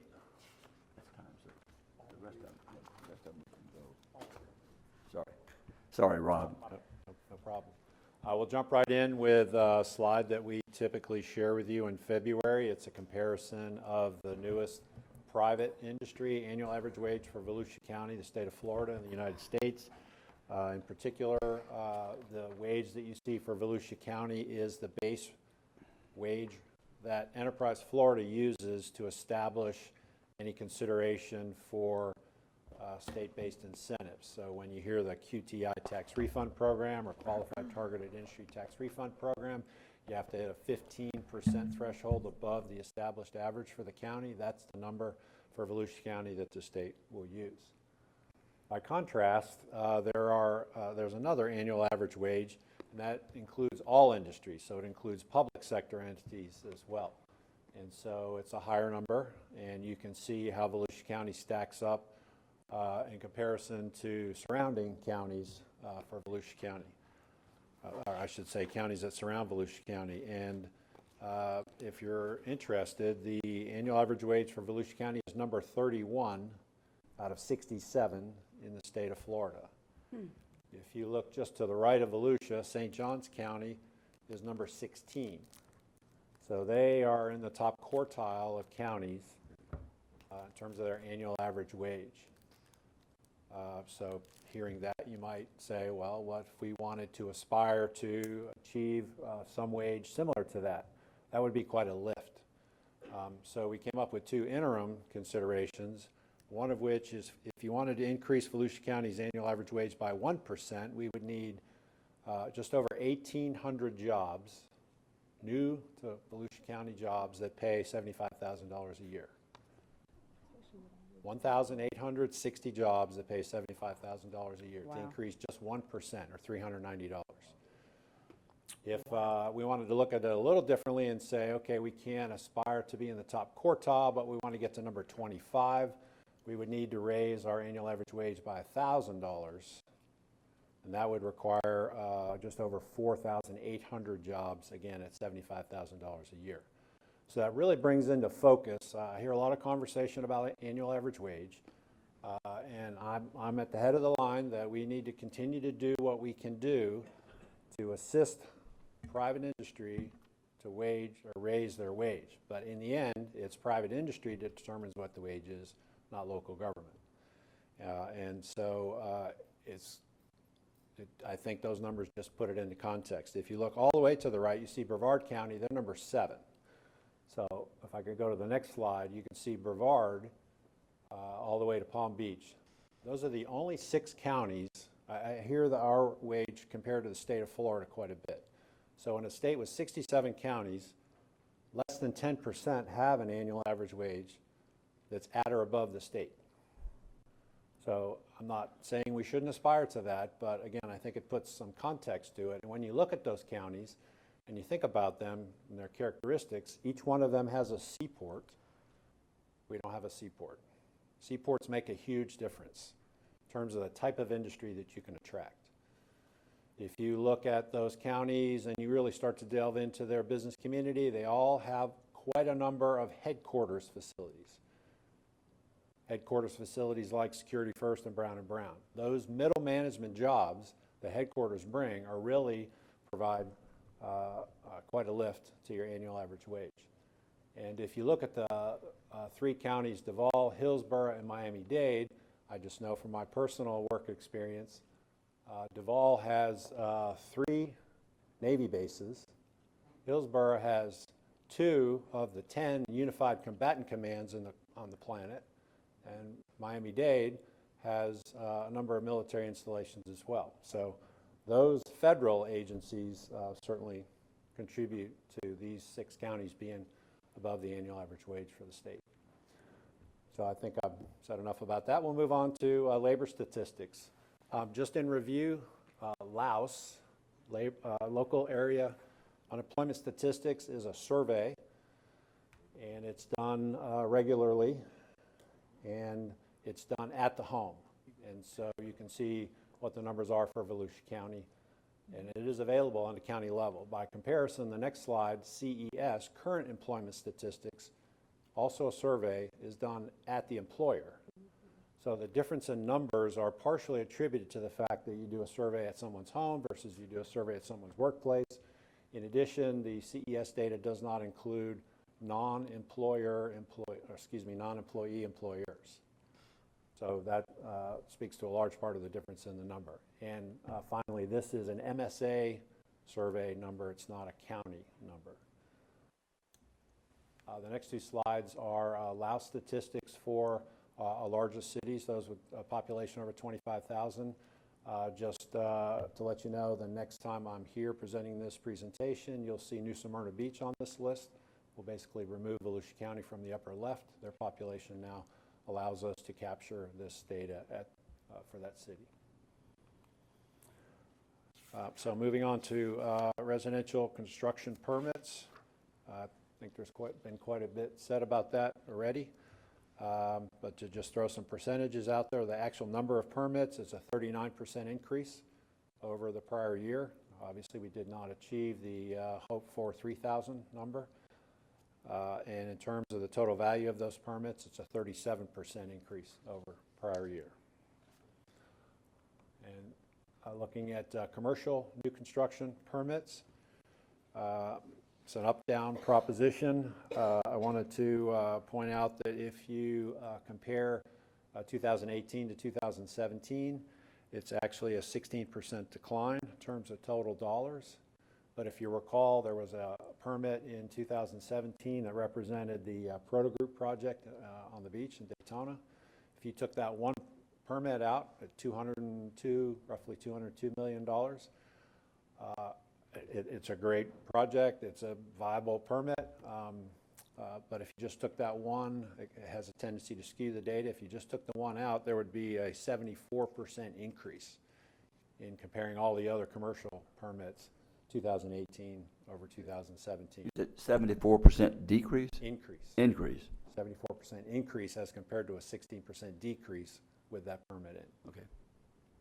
So as you know, there are great things happening throughout the county and commercial development. On the other side, foreclosures, though it was recently reported that filings have picked up 13% in the state of Florida, you can see the data for Volusia County. We continue to decline. We go up and down, but over time we decline. And we are well below the 2005 average monthly. The next slide, when I have an opportunity to speak in the community, I talk regularly about economic development being a team effort and requiring a genuine commitment to collaboration, communication, and coordination. And in that spirit, I had asked Keith Norton to join, the president and CEO of Team Volusia, to join me today. I know many of you were at his annual dinner last Thursday, but he's here. If I may, Mr. Chair, invite him to the podium to just make a few brief remarks. Good morning, everyone. This slide that Rob included the first time on the Q briefing is just representing our announced projects for 2018. Unfortunately, we had 2 projects that are still in negotiation that we could not close before the end of the year. But I must tell you that our pipeline is strong, and we have over 98 projects in the pipeline with at least 30 having visited once and have been qualified. The projects that we're looking at in our pipeline include aviation, aerospace, food processing, manufacturing, including auto-related manufacturing, marine-related manufacturing, and aircraft manufacturing, and with a great interest from the international markets, both Europe and Latin America. I think the TechFit digital surgery project that is located right now at Embry-Riddle and in the soft landing program is a great example of the type of projects that we're going after, medical related, using the B. Braun experience that we have that we're so very proud of here with that expanding company. Also, we are adhering to the action plans of the Strategy for Success, the Boyette Strategic Strategy that so many of us dealt with.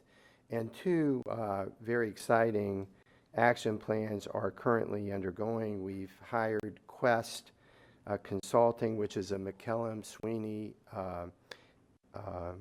company, outreach company, that is going to assess a select number of sites. We're working very closely with the CEO Business Alliance and our real estate task force to make sure that the sites that we have close to ready are marketed that way so that the site location consultants can get a feeling of what sites we have that are ready.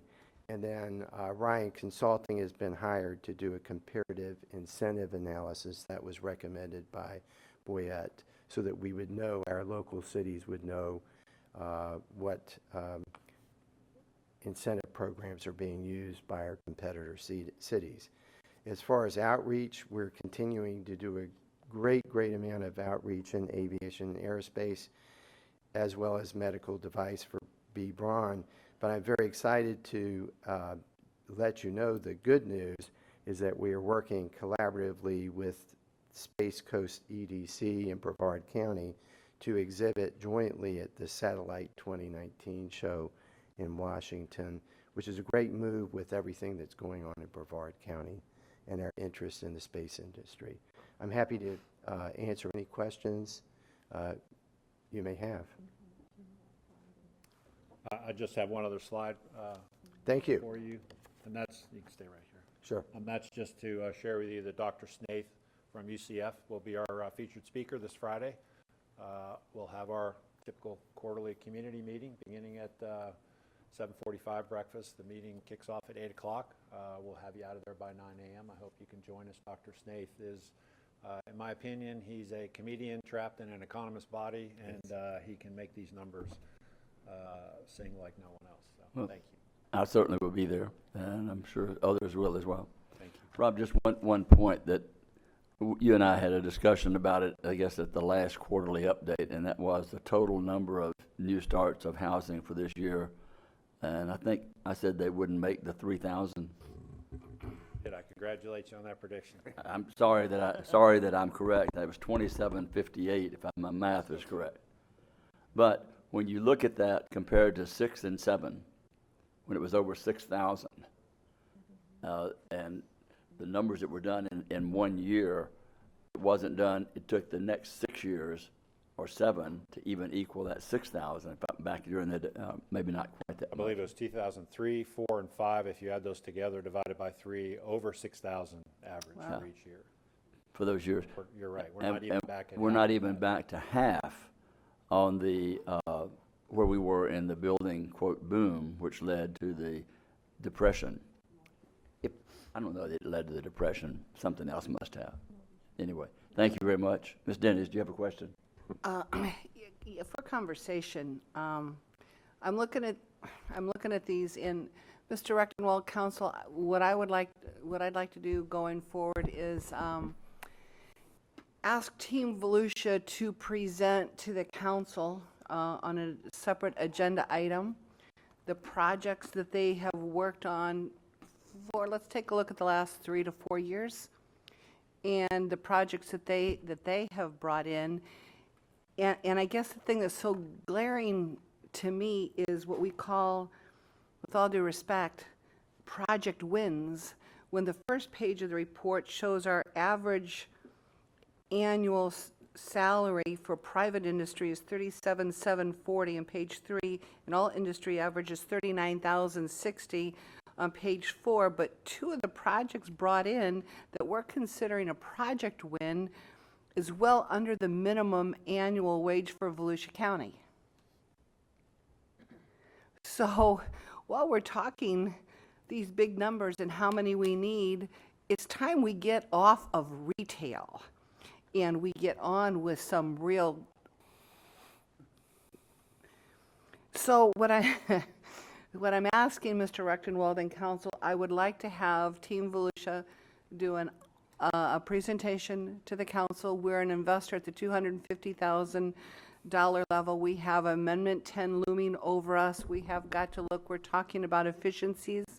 I think it might be time we started out as a major funder. I know there's plenty of private funders with Team Volusia at this stage, but I'm not convinced, I don't consider it a project win to bring in 2 projects that are under the minimum average wage for Volusia County. And Lucky's Market, is that a grocery store? What is Lucky's Market?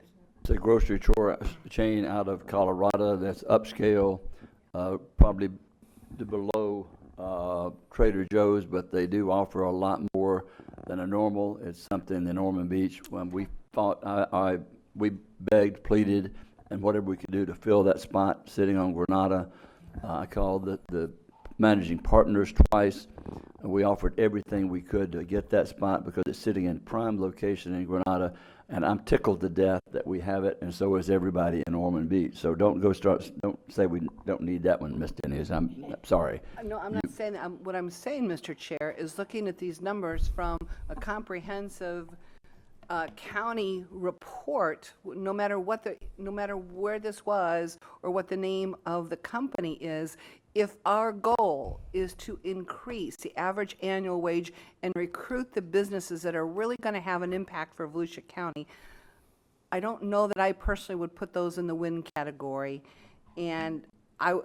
Rechtenwald, I think it's time we take a look at this as a funder, because if we were going to just a fund per capita share, I think Volusia County would be at the table with about $60,000 instead of $250,000. So I really need some justification for Team Volusia and the jobs that are coming into Volusia that they have done, not that Team Volusia is responsible for. So it's just. I just would like to have a recap and a presentation and a clarification for return on investment and see if indeed we need to stay at this funding stream for Team Volusia. I think that's something you should bring up in our workshop, Ms. Dennis. I don't think we need to have a report. I mean, if everybody wants it on an agenda, I mean. I don't think it's a workshop item, Mr. Kelly. It's an item to bring up for discussion because. I just brought it up. I'd like to see it. Pardon? Yeah, I'd be open to seeing it. Okay. So bring us back something. One point that is made and is we need to do more. All we can do as a county is to present the climate that creates the development of the higher quality that we want. And right now, we're not portraying that countywide due to various reasons. And I think that's why we cannot, until we maybe change our approach of whatever we can do. If you make it so restrictive that it takes 7 months for a business to get going, and you've got other areas that can say, we'll have it for you next week, those are some of the things that we need to look at. And maybe Keith could tell us what he feels that we could do, or his suggestion of what we could do to make us more enticing to the community, to the people, to attract different development. And But that's I agree. why we need an agenda item for discussion, because this is, Okay. those Let's numbers move. just don't work. I'll get, Mr. Chair, I didn't see any opposition to that, so I will get with Mr. Norton and Rick, and we'll get something on the agenda and go forth. One key point that was brought out at the annual meeting was that we are no longer the majority contributor of funding. The funding that exceeds what we do, which is a good point. So we have grown from where we were the major contributor to now that the cost of funding is being spread out and others are being involved in the community development. Ms. Post? Let me just first say I'm very excited about Lucky's, the Lucky's Market coming in. That hole where Food Lion has been, certainly glad to see that filled, as I know a lot of other people are. But actually, my comment is for Rob. I'll give you a reprieve, Keith. Talking in the same vein with increasing median income in Volusia County, with Team Volusia, we're talking more about the larger income industry, bringing those in. But I would also suggest to council and I've had this discussion several times with staff, and I know with community services, and you were next, Rob, but I would like to see something from your division specifically in terms of small business in Volusia County and what exactly our county economic development division has been doing to assist small business.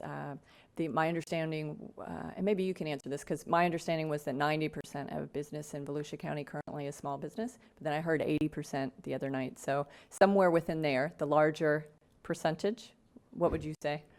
The state tells us there's 14,000 business establishments in the county. 80% of them have less than 10 employees. 90% have less than 20 employees.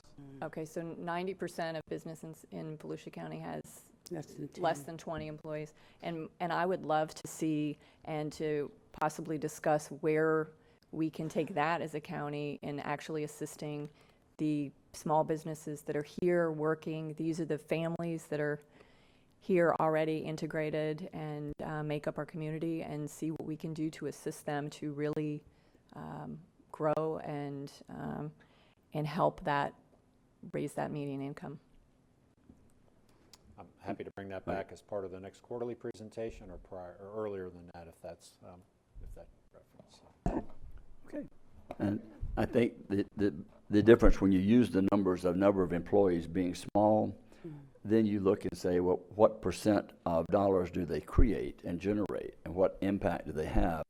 I mean, when we know that the Daytona 500 generates an economic impact of $1.6 billion throughout our economy. So you take that number, and while they may not have the number of employees, but you take the smaller ones, which are great, and we need to help those where we can. I know in Ormond we did that with Joe Manarino. We did the gardening. We did to try to improve, to let them grow, because they are actively involved, and that's a great point to use that.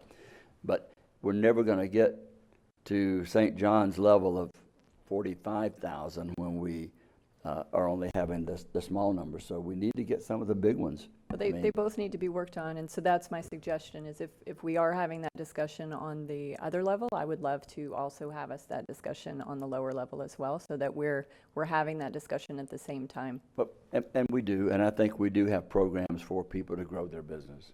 There are programs there for enticement, for training, for different things. We need to be, I think maybe what would help in that, Ms. Post, would be as if they could show us what we currently are being able to do for the smaller businesses. That's what I'm asking for. What we currently do, and then what we could do to even go further with that. Maybe set a plan. Yep. Okay. Okay. Ms. Post? Ms. Gertman? So my question was, with St. John's, what's the population of their county? I was trained not to say I don't know.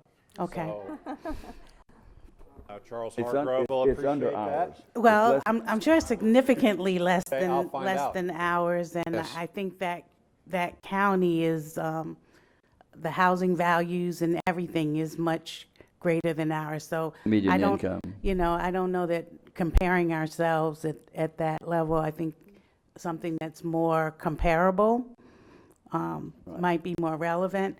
But I also think that it takes both paths, the small business as well as the international companies that Team Volusia is focusing on.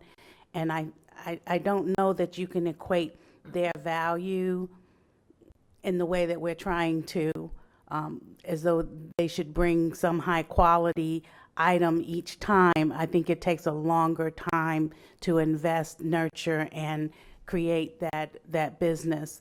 So I do think it's part of our strategic planning conversation, and they definitely need to be a part of that, and how we re-envision how we want Volusia to look, and what direction we're taking it. So, thank you. Well, it's also, we've looked at this before with education and health with St. John's and the demographics of that county, which are huge. Number one in education, number one in health, healthiness.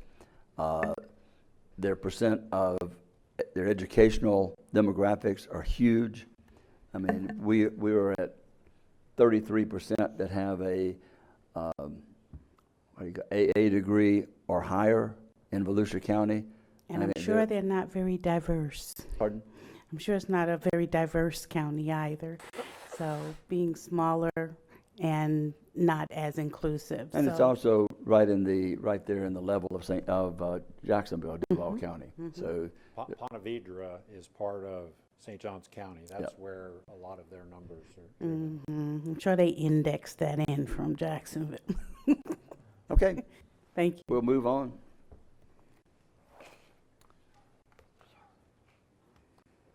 John Booker. 243,000. I thought it was about that. St. Johns County. I knew I could have found out. I didn't know that off the top of my head. I did not know either. I did. John Booker, Government Affairs. I think we should follow up. Things kind of started heating up in Tallahassee here. George asked me to give you all a little brief update. Yesterday at 1 o'clock, 927 bills had been filed in the legislature. Usually they range between 2,000 and 3,000 bills filed. Since yesterday at 1 o'clock, 79 more bills have been filed. And I checked at about 9:15 this morning. So the grand total is around 1,006 right now of filed bills. A lot of those are relief bills. They're pretty easily discounted as far as being germane to us, but some of them aren't. So we're starting to go through a lot of those and seeking opinion from the various departments, and we will, as every day goes by, we'll figure out some things that we can discount and then some things that we might need to bring back to you guys for discussion. Governor last week released his budget. It was a $91.3 billion budget. It's the largest ever submitted by Governor. It's called The Bold Vision for a Brighter Future, and I believe that is the website also. And it has a lot of details, or I shouldn't say detail. There's a 300 and some page detailed report.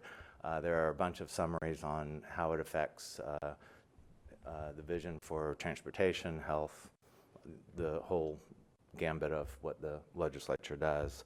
The good news in that budget was that it fully funded workforce and affordable housing efforts in regards to the Sadowski Trust Funds, which this council has identified as as a priority. The Senate has kind of weighed in on that in the affirmative. The House has kind of taken a little slower approach to weighing in on that particular issue, but it's good news, I think. Donna Butler is very, very happy. So if Donna's happy, then I'm happy.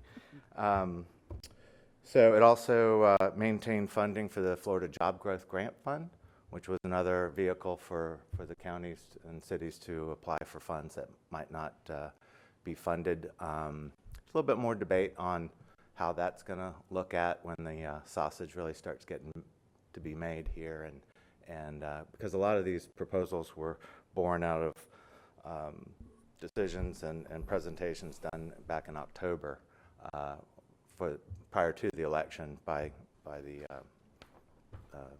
now Senator Scott, Governor Scott.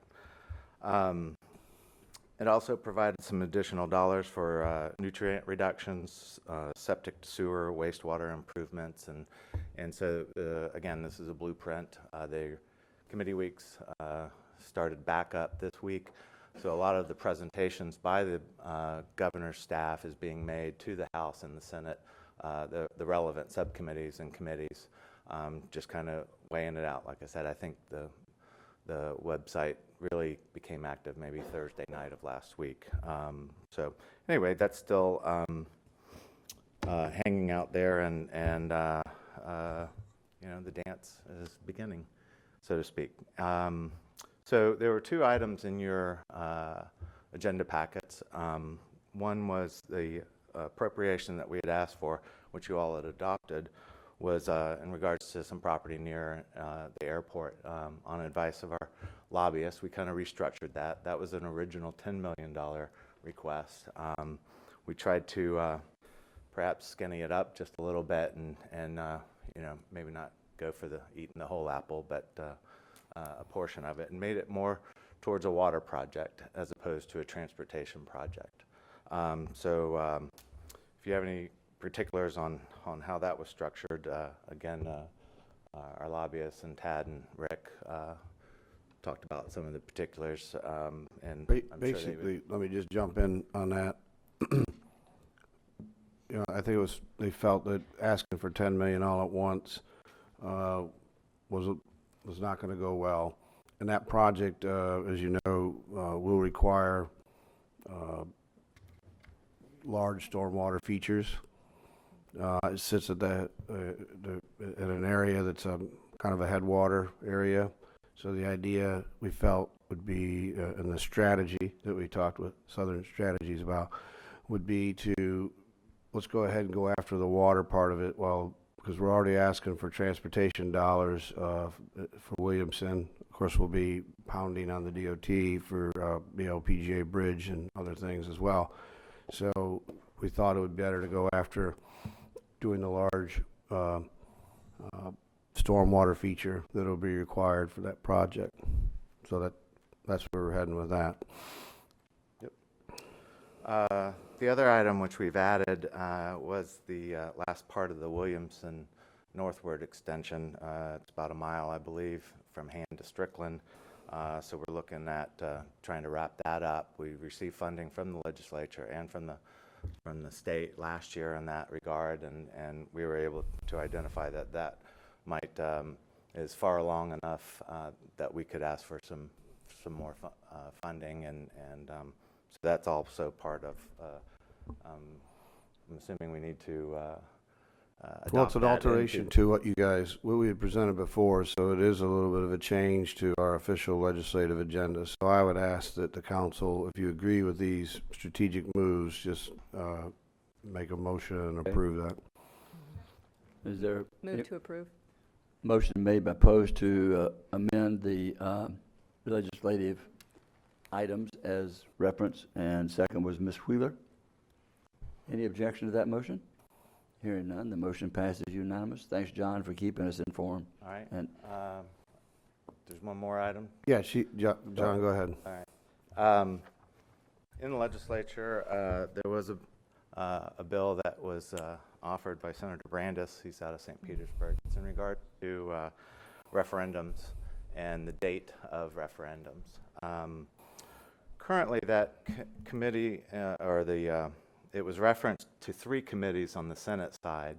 Only one of them has agreed to hear it. The referendum would mandate that, or the bill would mandate that referendums be only held during general election years. In the last I checked, it did not have a House companion either. So on the 13th of February, the Ethics and Elections Committee on the Senate side is going, they just scheduled it, I believe, yesterday or Friday. Days are getting close together for me. So anyway, I just wanted to bring that to your attention since we kind of did have the discussion today in regards to that. And I'm just looking for a conversation on... Well, again, it's a home rule type issue, I feel. We could continue to monitor it and see if it gets any more legs, and then at that point, I might ask you to make an official legislative request to kill it, or we could do that now, whatever you decide. But I would think we need to express our concern and say kill it now. Would be my position, because if you let it get any more legs. Well, that would be good that we can make sure we give all of our folks marching orders. So if that's the will of the council, let's go ahead and make that motion, and then we'll press forward with that as well. Ms. Wheeler? Yeah, Mr. Chair, I absolutely would make that motion if we need to have a motion on that.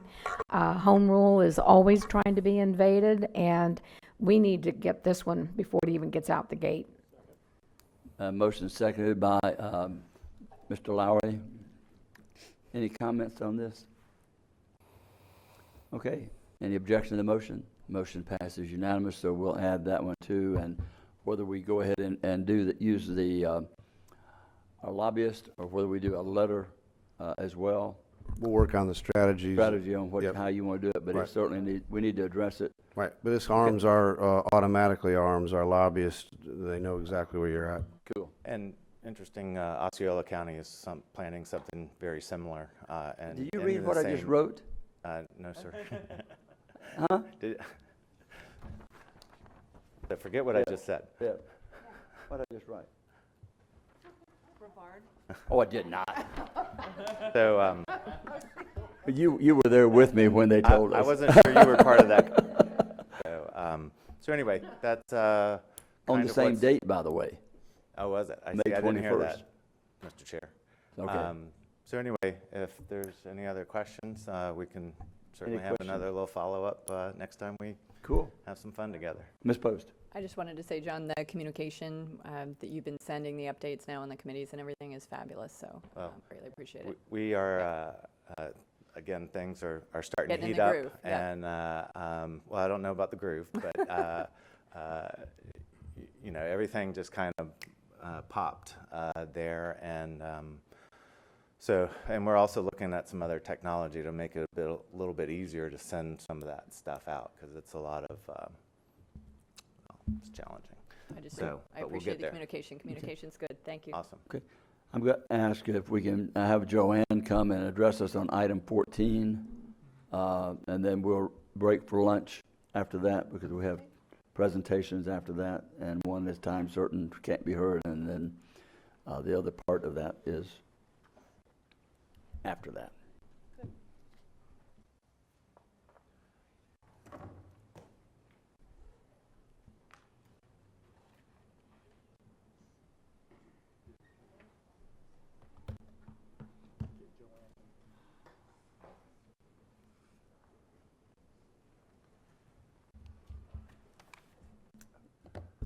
Good afternoon. Joanne Magley, Community Information Director. We have several new events to add to the list this council meeting. We have a couple that just got scheduled recently, and so I want to mention those first, if I make sure I have my notes. On February 21st, the Argosy Off-Beach Parking, we'll have a ribbon cutting for that. And on March 1st, we will celebrate the Turnbull Bay Bridge ribbon cutting, as well as unveiling of the plaque. for naming it the Mike Eder Turnbull Bay Bridge. Joanne, did you say February 21st is the Argosy ribbon cutting? Isn't that what I said? I'm asking you, did you say February February 21st for Argosy, 9 o'clock. Isn't that going to be the same time as the VCSO evidence facility, the 21st? Same time as what? There's another ribbon cutting on here for the VCSO evidence facility, ribbon cutting on the 21st at 9. Let me come back and confirm. Okay. I'll come back to that one. Yeah, I'm pretty sure it's... February 8th, we mentioned the Q briefing at the airport. On the 9th and 10th, we have the, I'm sorry, I'm going to skip forward. On the 9th, we have the Legends Parade. In Town of Ponce Inlet and Volusia County government are partnering again to do the historic racing parade, and that is on the 9th at 2:30 p.m. And this is where the historic race cars go down A1A and they go on the beach, and then they come back. And these are the vintage race cars that actually raced on the actual track on the beach back in the day. And they have about 50 drivers that will be running these laps. And also, they will have Vicki Wood. She's known as the fastest woman on the beach. She will lead the parade as the Grand Marshal. I want to mention that the Deltona route, Votran Route 25, will kick off service on February 25th. And we have Votran General Manager Rob Stevens here. He's going to just make a few comments on that. Thank you, Joanne.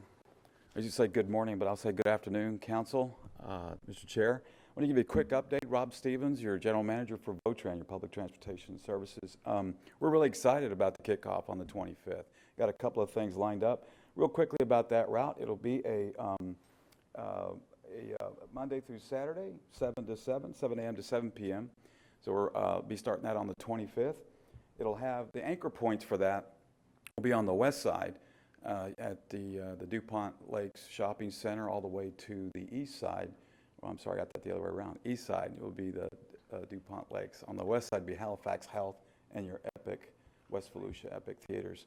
So we're real excited about that. It's a 90-minute headway. What that means is that it takes 90 minutes for it to do its inbound and outbound trip around there. So we're really excited about getting that done. You should see news release expecting to come out tomorrow, I believe. So we have that. You'll see a mailer that will distribute out to the public, a quarter-mile to mile radius around that route. You'll see some social media, Facebook stuff announcing the route that we're really excited about.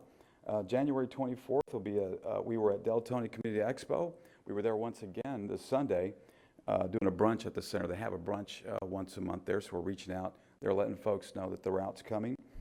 February 9th, I got to get this pronounced right, Lyonia, so with the Wildlife Preserve, so we'll be there with an event. The folks will be out there, and we'll have, on launch day, we'll do, on February 25th, will be an event, a launch event with a ribbon cutting with Dr. Lowry with us, joining us that day. So we'll be celebrating that as well. You should see a bus wrap, which I'm really proud of, and I got a couple of bus maps here for you, so you want to look at. I don't have a bunch of them, but I want to show you those. So we'll be bringing that. So you should see that bus route going around. We'll introduce that bus in the Deltona Orange City area, so it'll be out there. And once the route starts, we'll put that bus on route. So thank you. Let me get this up to you so you can take a look at it. Thank you, Joanne.